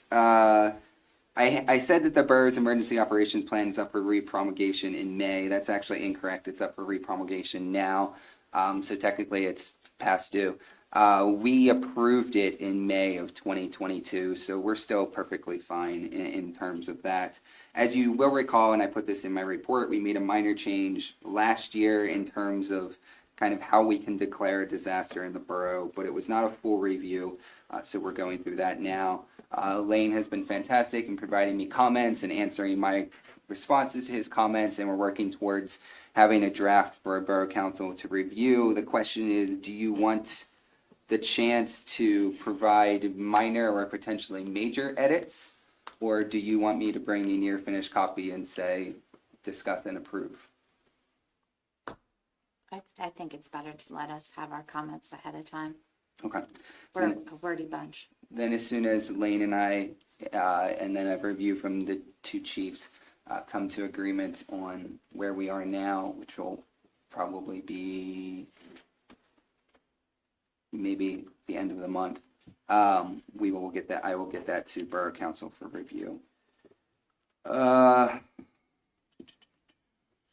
We have a meeting on Friday to talk further about Jubilee Day planning.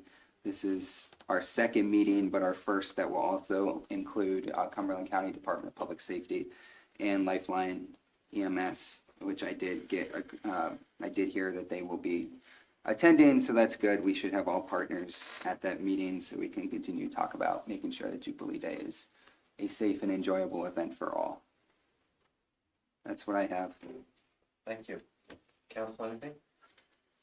EMC, Wardle, thank you so much. And with that, turn it back over to the president. Thank you. Municipal and Community Outreach, Councilman Boozer.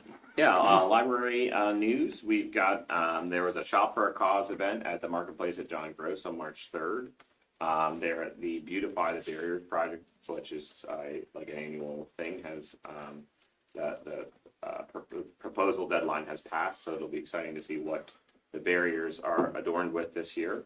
And then Wednesdays in March are the Deaner's Dine Out. So there's 2 more Wednesdays in March, so 8 to 1 p.m. Take a look at their Facebook page, there's more information, but when you eat there on Wednesdays, or the library's Facebook page, for that midweek treat, it'll support the Friends of the Simpson Library. So that's my update for the library. School board liaison, Councilman Anthony. So the board meeting was about 2 hours long. They talked about, they started out with Operation Wildcat, doing a little presentation. It's one of the great organizations within our school district, helping those who are in need, has been there for quite a long time. They began thinking about next steps for facility work over the next 7 years, now that they're wrapping up a bunch of the work that has been done. They started a budget conversation. The cap was established at 6.5%. That's a federal law, I believe. So when that index is established, that's the most that they could possibly raise taxes in a particular year. They did not say that they would be doing that. They did say that they have talked about raising taxes at least 1% to cover the cost of financing this year and the next several years coming up. Part of the reason for increases, part of the reason for all the work is because we've seen an increase, they indicate, of over 1,000 students in the system over the last number of years. And so much of that is tied to this. We have, their funding is 74% local, so that's us, 24% state and 1% federal. The local is broken down to about 88% residential, 5% commercial, 1.87% tax exempt, and then the rest is miscellaneous. So interesting numbers for me. Pool management agreement was approved, so yay for us. And Dr. Leidy is retiring. They accepted his resignation, so the search is on. That's all I have. Thank you. Junior council person report. Thank you. February 29th through March 3rd, Mechanicsburg had their annual musical, Mamma Mia, and they got to sell out 3 of their 4 shows. March 12th, Mechanicsburg Band Music Department had their elementary, middle school, and high school band concert. Also March 12th, a few of our spring sports scrimmages started. Volleyball, tennis, and softball had scrimmages that day. March 13th, Mechanicsburg boys basketball ended their state championship run in the 2nd round. And then March 16th, District 7 PMEA had their annual honor jazz band at CD East. Thank you. That's all for municipal and community outreach. Thank you. Community and Economic Development, Councilwoman Egerton. All right, I'll turn it over to Councilman Anthony for loan review report. We have no report tonight. Easiest one. Anything for the Planning Commission? Nothing. And then we did meet for HARB. We had a work session. We also, as you saw in our agenda, appointed Rebecca Urich as our newest member to the HARB. So we are now a full committee again. And very excited to look through those ordinances and to decide what we'd like to propose to council will be our intention going forward with HARB. Then I'm going to go ahead and, let me see. I'll go ahead and report on some downtown Mechanicsburg stuff and then turn it over to Rebecca. Very exciting time for downtown Mechanicsburg partnership. I feel like lots of new members, lots of energy. They had a mixer with business owners, encouraging businesses to really reach out to each other. And it was held at Revolutionary Hot Sauce. Is that right? No, where was that? I lied. So, but really good reception for that. We also are looking at Earth Day, so April 20th, please come down there. We'll be helping out with that, and big up to Susanna Repper for, hosting that and being our pillar in the community to keep Earth Day going. And of course, you'll hear more about Earth Day from the other committees that I'm on. And please mark your calendar for May 4th. We're going to be doing the Art and Wine Walk. Very excited about that. It will be bigger and better than ever.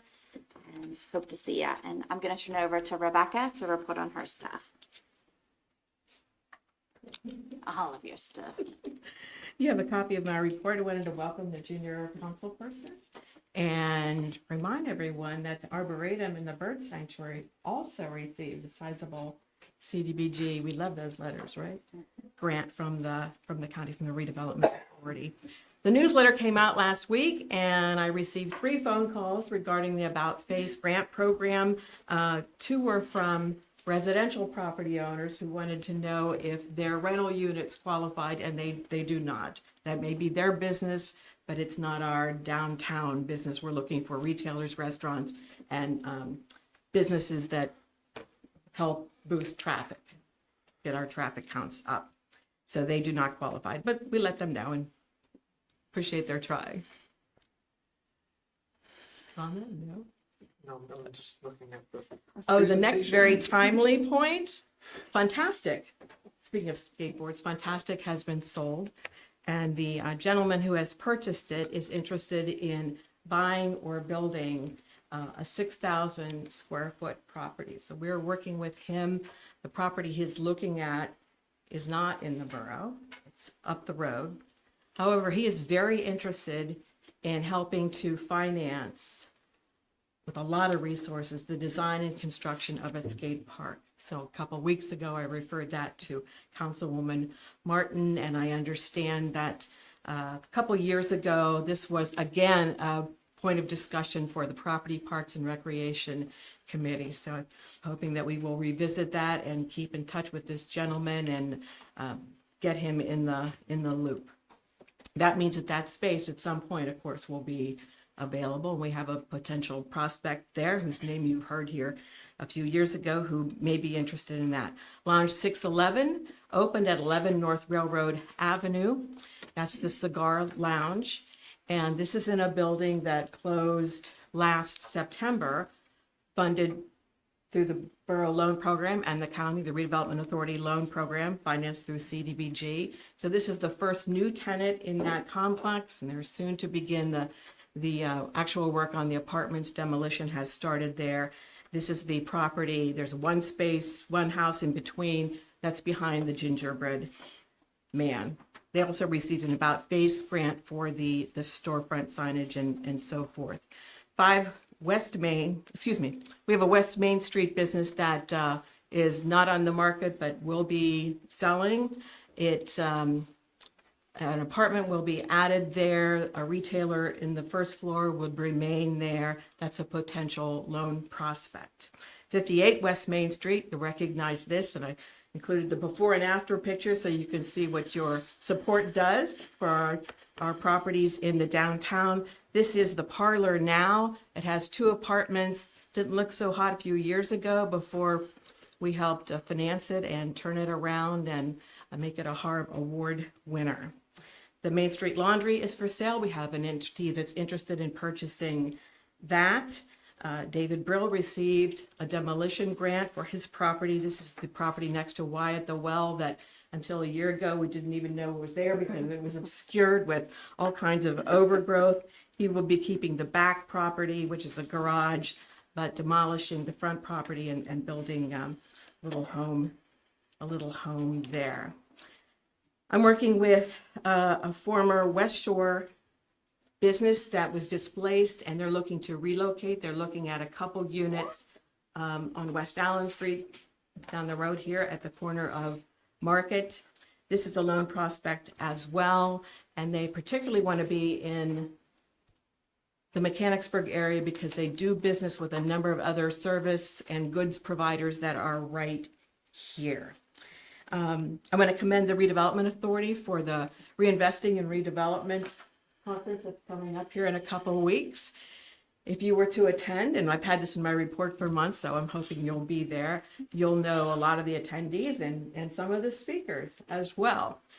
But as importantly, you'll recognize a lot of the projects that will be discussed there.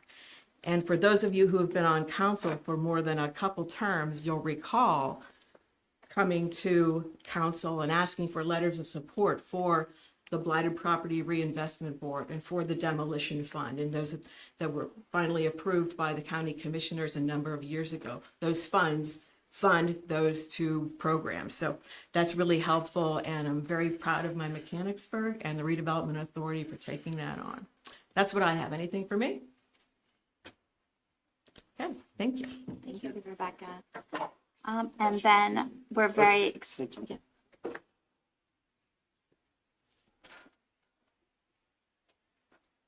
Jillian, would you like to come up and say anything as president of Downtown Mechanicsburg Partnership? No, okay. She is our newest president. No, my idea was just to introduce you and to thank you for being here. No, we don't want to thank you, but Jillian, we do thank you for being here. It is nice to have new faces in the crowd. Sorry that I looked at you like that. Yeah, come up and speak. But we are happy to have you here. And then next, I am excited for Mary Kuna, who's the Executive Director of Cumberland County Housing and Redevelopment Authority. She's going to talk to us about opportunities and what the program's really about. Come on up, lady. Actually, I'm impressed, Rebecca. We didn't even plan it, and she already segued pretty well into what I'm going to talk about, so that's great. We're timing it together.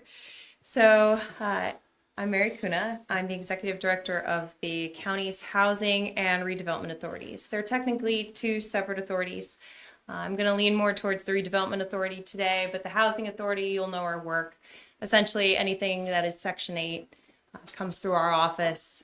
This county and Perry County share about 1,300 vouchers. To give you an idea of the housing need in Cumberland, 1,300 vouchers is what HUD gives us all. We have 2,500 households at the moment on the waiting list. So we're constantly trying to get people housed, but we are very blessed in this county. And I will say that we have a lot of great landlords. Just so you know that we have to rely on our landlords. It is a public-private partnership. So good landlords lead us to put our tenants into good housing. We do inspect all of our units, so I will try to remove that thought process. It does take a lot to become a landlord with HUD. You do have to go through an inspection. In fact, the Borough of Carlisle has rental inspections. Anybody who accepts a voucher is exempt from their inspection because our inspection actually is pretty thorough. So if you see a building that's falling down and unfortunately there are people living there, they're probably not being subsidized by the federal government.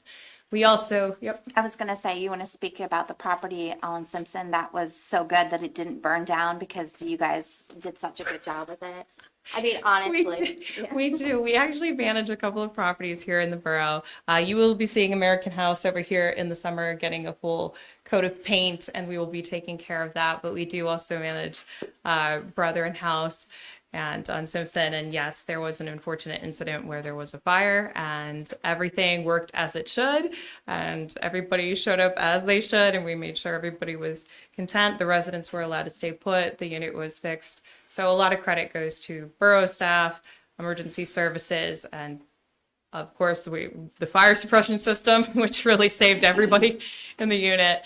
So we were really grateful on that front.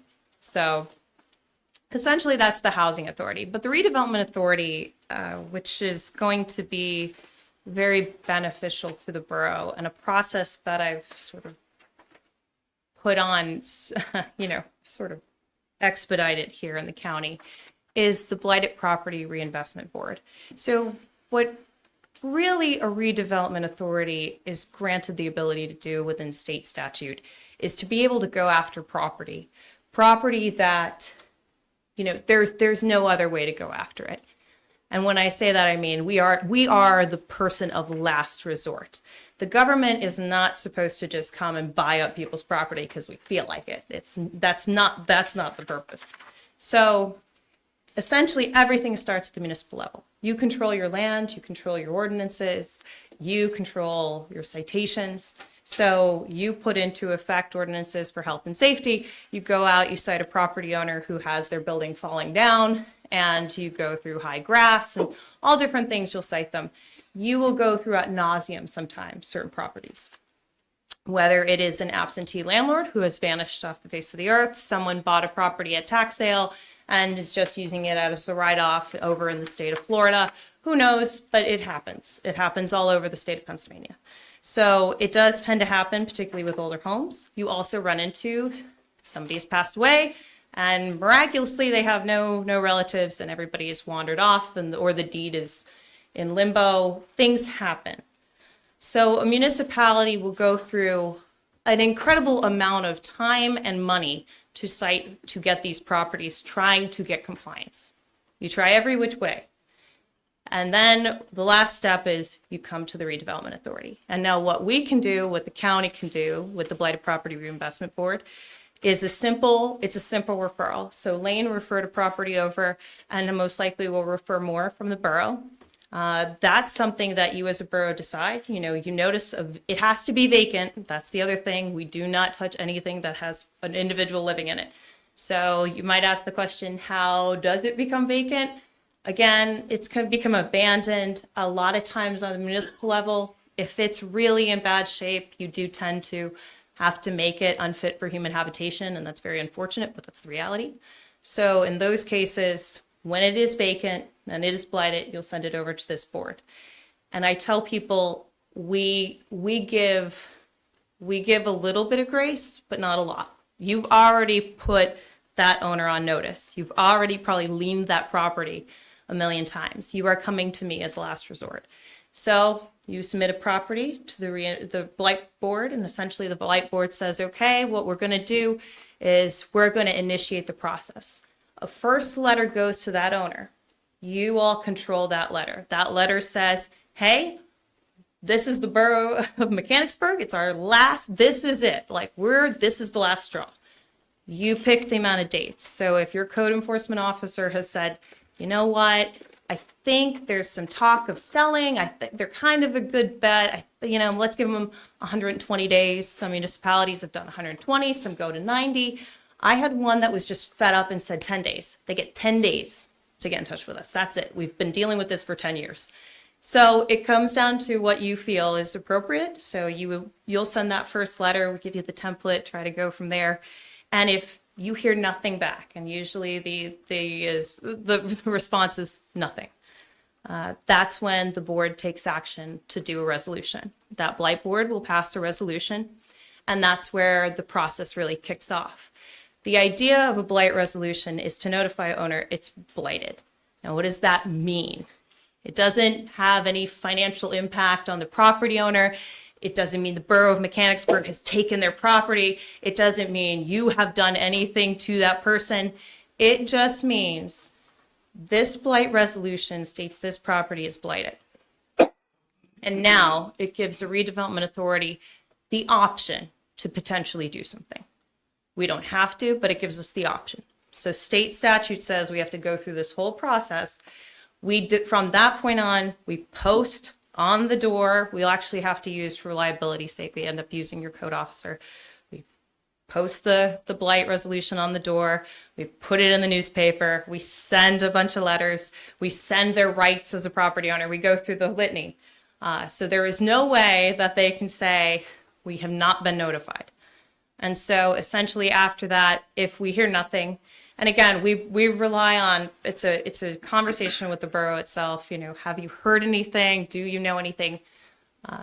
If we hear nothing, then it comes down to your planning commission will have to it's a simple letter that they simply say, hey, we present and say, could you just acknowledge that it's blighted?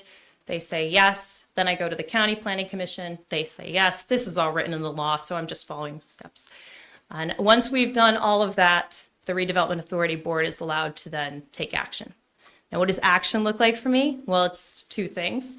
I can actually do a taking. So we can go and say we are taking this property. Redevelopment authorities can do eminent domain of blighted properties. Needs to be designated as blighted, which is why you go through this whole process. That is a legal process. It does take time. It's not impossible. It's pretty straightforward, but it is pricey. So you try to not go that way. You really want voluntary. If they've been on the fence about selling the property they can't take care of for the last 20 years, you're hoping they just sell it themselves, please. But if we have to step in, so we can do eminent domain, we can take the property.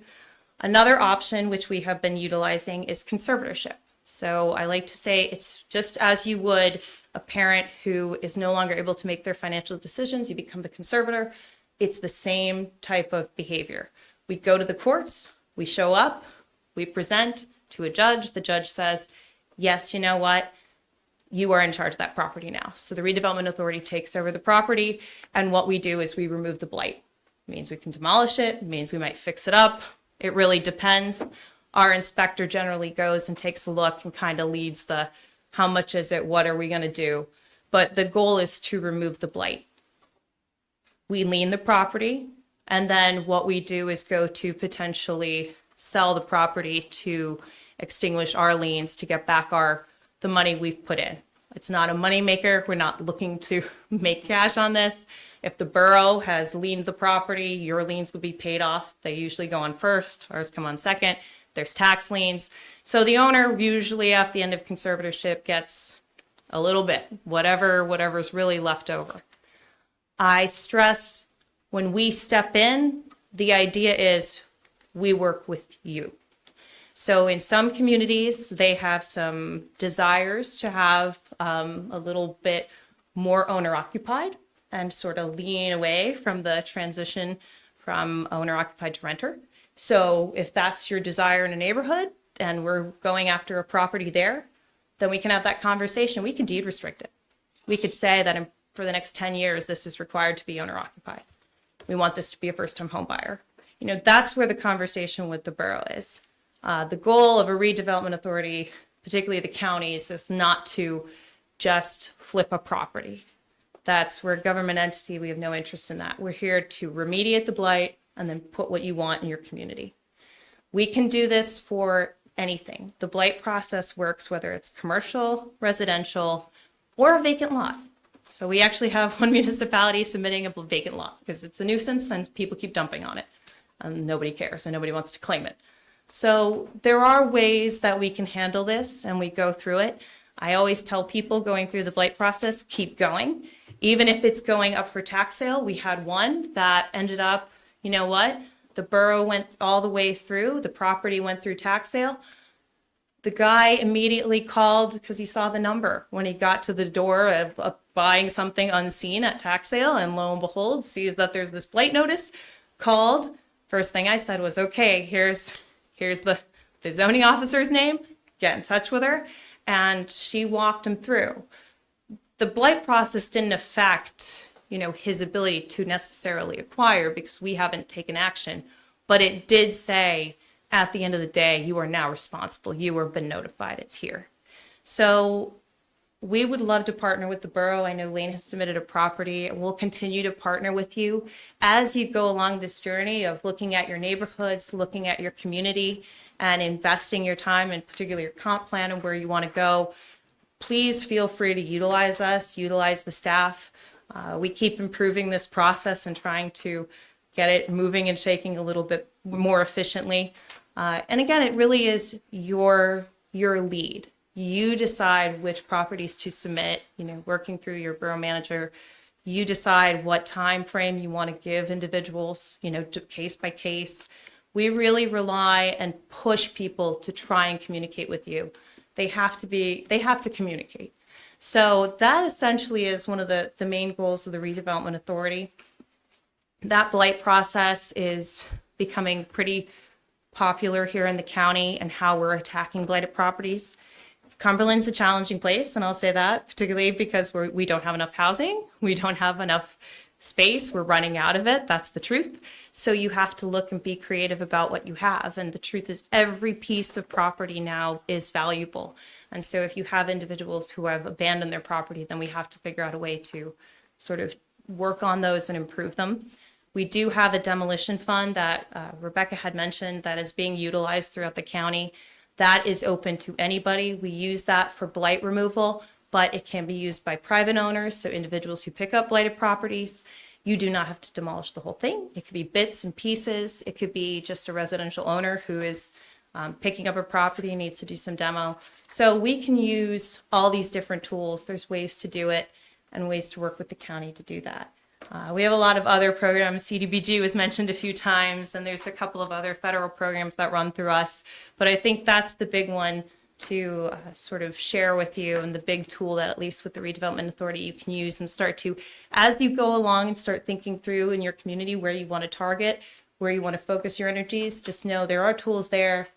We can work with you and kind of talk through, and every case is different. Some properties are really, they're really lost in limbo, and so they take longer to get through the process, but we can certainly do it. So I can answer questions if you want, but I just wanted to give a quick overview of that piece of the puzzle here.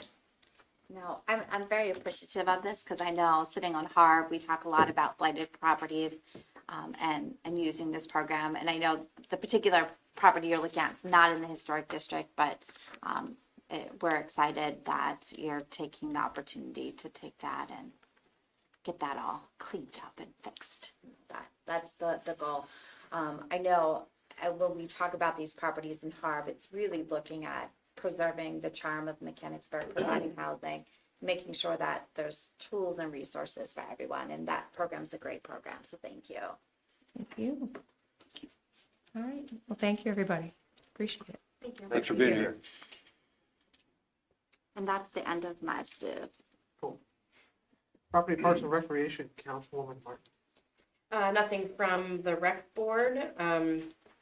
Councilman Egerton, Shade Tree EAC. Yes, okay, so Shade Tree met and on Arbor Day, which is the 26th of April, I'm just gonna be partnering with the school district to do some tree plantings. I know you guys met with the school district today, was that? They canceled. They canceled, okay, so. We'll reschedule that meeting. We're gonna plant with the middle school on Earth Day on Monday, and then hopefully do plantings at the high school on actually Arbor Day, which is the Friday. Yeah, and the Shade Tree Commission and EAC are probably one of the coolest groups that meet. I know that the high school is really worried about some of the trees that they have. They all seem to die of disease, so we're going to be looking at replacing those and just for really partnering with them, because I know we've lost a lot of trees during construction, so it's a great thing. So if anyone wants to plant trees, I'm sure we're looking for volunteers. I think one of the elementary schools, Mr. Brown's had 26 students, so he would like a lot of adults there to control the kids with planting trees. And so that's the end of Shade Tree. Is it okay if I just go to EAC? Absolutely. All right, so EAC, thank you guys for the Birdtown support. A really great program that actually I think that they're probably doing a majority of the work to get their accreditation. A lot of that is education in the community. Just really talking about bird sanctuaries, making sure, and the cat program will be okay with it, just to quell all that discussion. But I think that what I saw is that we have an opportunity in Cumberland County to be the first bird town. So, you know, we're above Camp Hill for a little bit, and it's going to be really great for us to be able to have that. And thank you for all the hard work that's been going into that. The presentation was phenomenal, talking about migration patterns of the birds and making sure that we have habitat that's preserved. They have a lot of stuff going on. I'll just highlight some of those. The garden, the community garden is open. We were talking about just getting some of those plots fixed. So thank you to the highway department, because I think you guys were helping out with the community garden. Was that you? Yeah. So thank you very much for that. April 6th, we'll be showing Cloudy with a Chance of Meatballs down at the pool. I think that's a great opportunity to, is that no? It's just in the park, it's not in the pool. It's not, well, at the park, Memorial Park. Yes. Okay, so we'll set up the screens there. A great opportunity to do that. And then on April 8th, we are going to have a solar eclipse. So I'm not sure where we're doing that, but we do have glasses and you guys can do it. So make sure your kids don't go to school and just, you know, because they'll look up at the sun and be blind, right? There were 17 cases of blindness last solar eclipse. And April 20th, please come out again for the Earth Day. And let me just, I'm gonna look at this. On April 20th, we're also gonna do the Lorax at Memorial Park. It's another opportunity to bring out the family. And please mark your calendars for May 4th. We're gonna have our electronic recycling program. And for Star Wars nerds, we are also doing Star Wars movie night at Memorial Park. So just some really great stuff coming up. There's a lot more activities, but I'm sure you can't keep them all, but check out Facebook feed with all of those. And I just want to thank the committee because you guys do a lot of hard work and show up and volunteer. It's probably one of the coolest groups to see out there, just really putting action behind volunteering. That's the end of my report. Okie dokie, and then I shall turn it over to Borough Manager Thompson for the update and discussion on purchase of 219. Thank you, ma'am. Not a significant update this week. We're still in the process of some administrative functions that need to be performed in order to take the next step. And so I think we're still in a good place with the seller. We just need to continue to move the process forward. However, no new feedback items received, whether virtual or in person. And the next presentation update will be 2 weeks from now, where I'll have the results of the feasibility analysis from the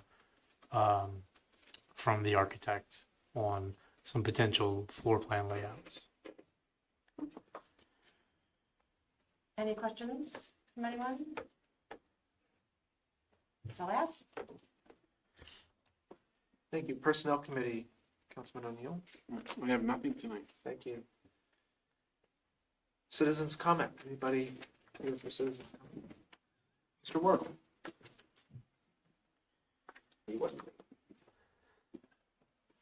Turn the mic. Thank you. 8 West Hillside Drive, Nate Wardle. I think you all know me. So during the discussion on the pedestrian safety flyer, there was lots of discussion about how maybe it's the pedestrians who are at fault in a lot of these situations. So we have a major problem in the borough. I was walking with my 3 kids, my wife, and my 2 dogs. We're at the crossing that is at the light at Portland and York Street.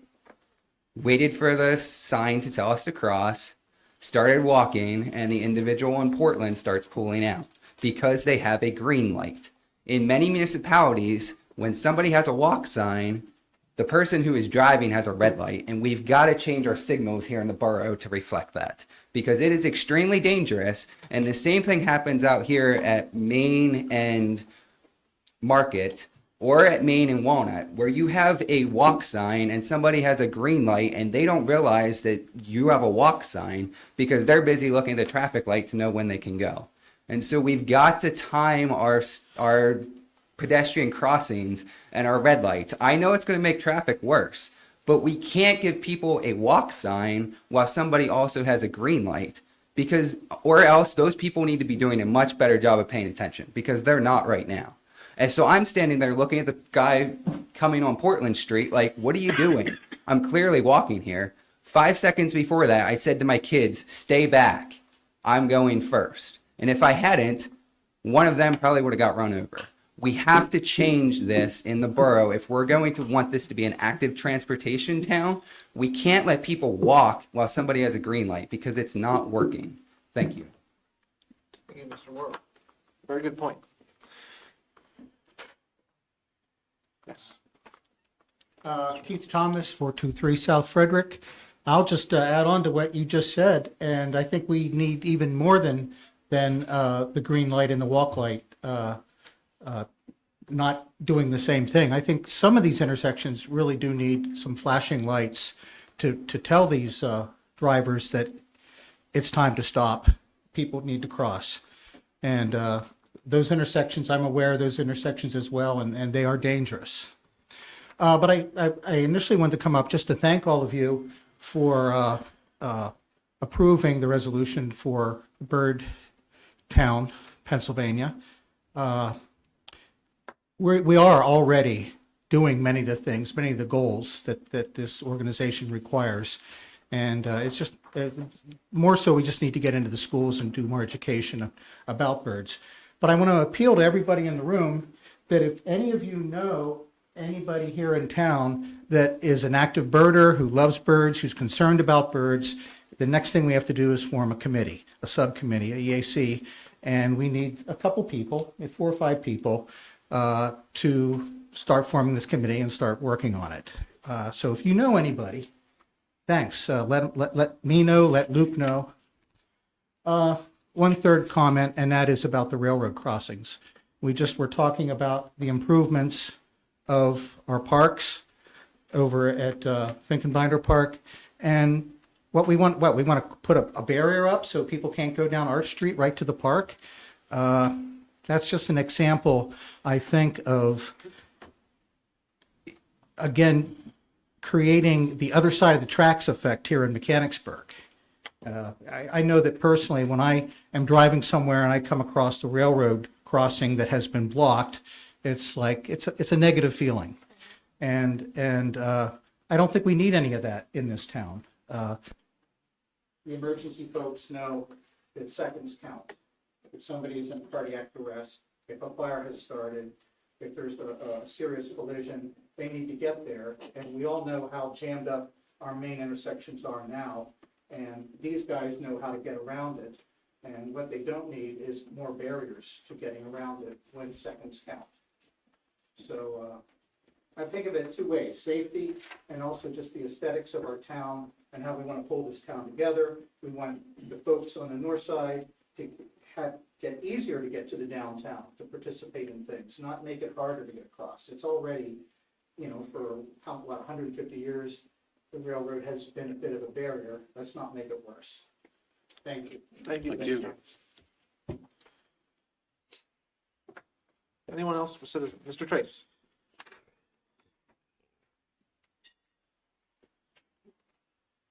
No, I'm not talking about more focus on it. On Trace 304, North Orange Street. A lot of the topics that were either in the packets, as far as the mayor's report or what we discussed tonight, really hit home with me a little bit tonight. As you know, I do a lot of walking. I walk my dog Eli a lot. Some of you have seen him or anything. Well, first off, I see on your report, I guess it was in the manager's report about working on a schedule as far as to fix up the curbs and sidewalks and all of that. Well, how many of you guys realize that Harrisburg is starting to enforce their parking on sidewalks? Vehicle parking on the sidewalk. They're cracking down on that. We have a problem right now in certain parts of town where vehicles park on their sidewalks and you have to walk in the street to get around them. And we're not just talking about back on the Green Street, Factory Street. I'm talking about Arch Street right off of Main. The person who owns the property there at 101 East Main Street oftentimes park their vehicles up on the sidewalk. You cannot, the only way you can get around them is either you totally cross in the middle of the street to the other side, or you walk out in the street and go around their vehicle. I said we do a lot of walking. Talk like the Bird Town. The other morning, I think it was Saturday morning, we were walking about, we started a little before 7 o'clock, and we're walking back side of town. Lo and behold, I heard a woodpecker.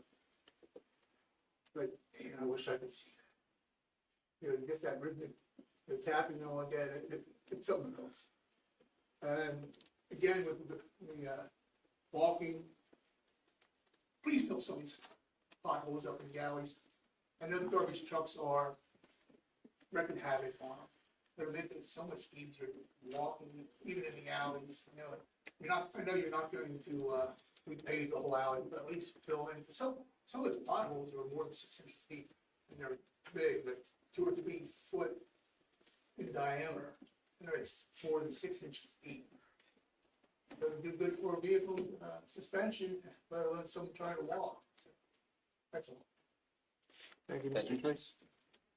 Mr. Trace, if you see that vehicle on North Arch Street there, behind you here, don't hesitate to give us a call. Or first block North Arch Street, that's an illegally parked vehicle. They're not even allowed to park there, period, so give us a call. We have people in town that will call when they go out for their walks. We know that they're out walking at night because we'll get complaints as they go and call about the vehicles. We'll be more than happy to go out and enforce it. Yeah. Anymore, all the traffic cars, getting up on the sidewalk and just parking there and all that. Yeah. It's destroyed. Yeah, I know exactly what you're talking about. I've moved him along multiple times. Yeah, that was just the other day I saw it, and during the day, whatever reason, they don't want to park in the, Yeah. or behind the place or whatever, they just want to park right there on the Yep, sidewalk. give us a shout. We'll move him along. Thank you. Mr. Stoner?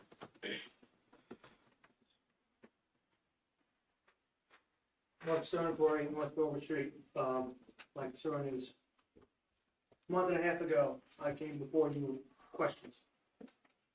Council does not discuss nothing at meetings. I have not received one letter, no nothing from all those questions I answered. Are we trying to hide something or what? I am very disappointed. I have not received one confirmation, nothing from those questions that I have answered. If you're going to ask for a copy of them, you have the recordings. You can get all the recordings. Mr. Stoner, you can check all the minutes or the recordings of the meetings. We have discussed all of those issues that you brought up as questions But you at would- public meetings. Period. Period. But you also said you would send letters, because you were not discussing at meetings. Did not send, So you weren't trying to tell me that you're hiding things. no, we discussed them at public. We don't discuss them privately with you. We brought all of the issues up that you discussed at that meeting at public meetings. No, you have not. Yes. No, you have not. Check the minutes. Then why aren't you discussing more in the detail of some of these discussions? Why haven't I received, what I received, asked for, is the difference in the cost of renovating these buildings and renovating that 219 East Main Street? Why haven't I got the cost of that? That's That was been one of my discussed. questions. I have not received that. It's been a month and a half. Are you afraid to bring that out in the open?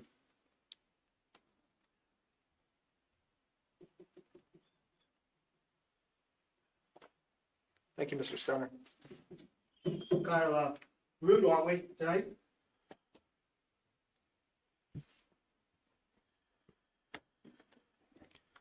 Anyone else for citizens comment?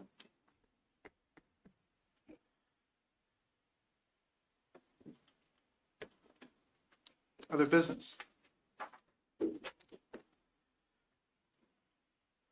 Mr. Manager? No. Mr. Mayor? Nothing, thank you. Nothing, thank you. Good, thanks. Oh, I have stuff. Big surprise.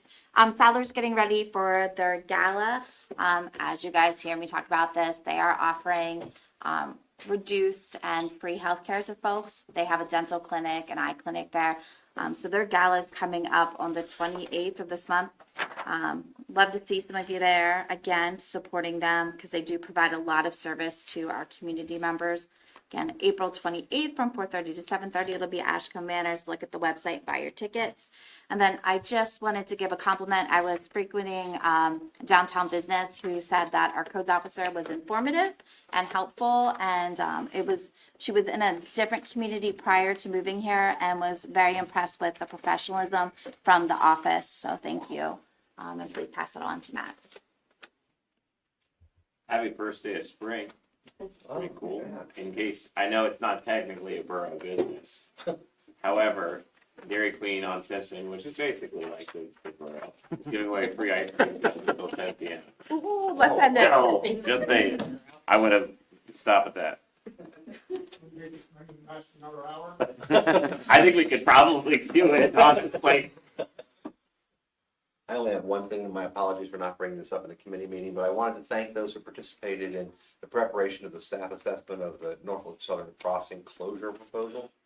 That was a very well done document. Thank you to the police department, fire department, and the borough staff. And just kind of to note, maybe a little bit publicly, that the first time that council, to the best of my knowledge, the first time that any of us had heard of that was when someone who was sitting where you are came up and spoke to us at the last meeting. And this is not something that we've been pursuing. This is not a borough project. But the information that was provided in the public comment that's been made has been very helpful, I think. So. And I will also note that I think we'll be going back to our public safety professionals and asking for additional information based on the reports that were provided to council from the last meeting. While I have voiced that I will no longer be serving in this role in the future, I would like to still be included on such matters until that time comes. I did not see what you referenced, Councilman Burek, and would appreciate the opportunity to provide feedback.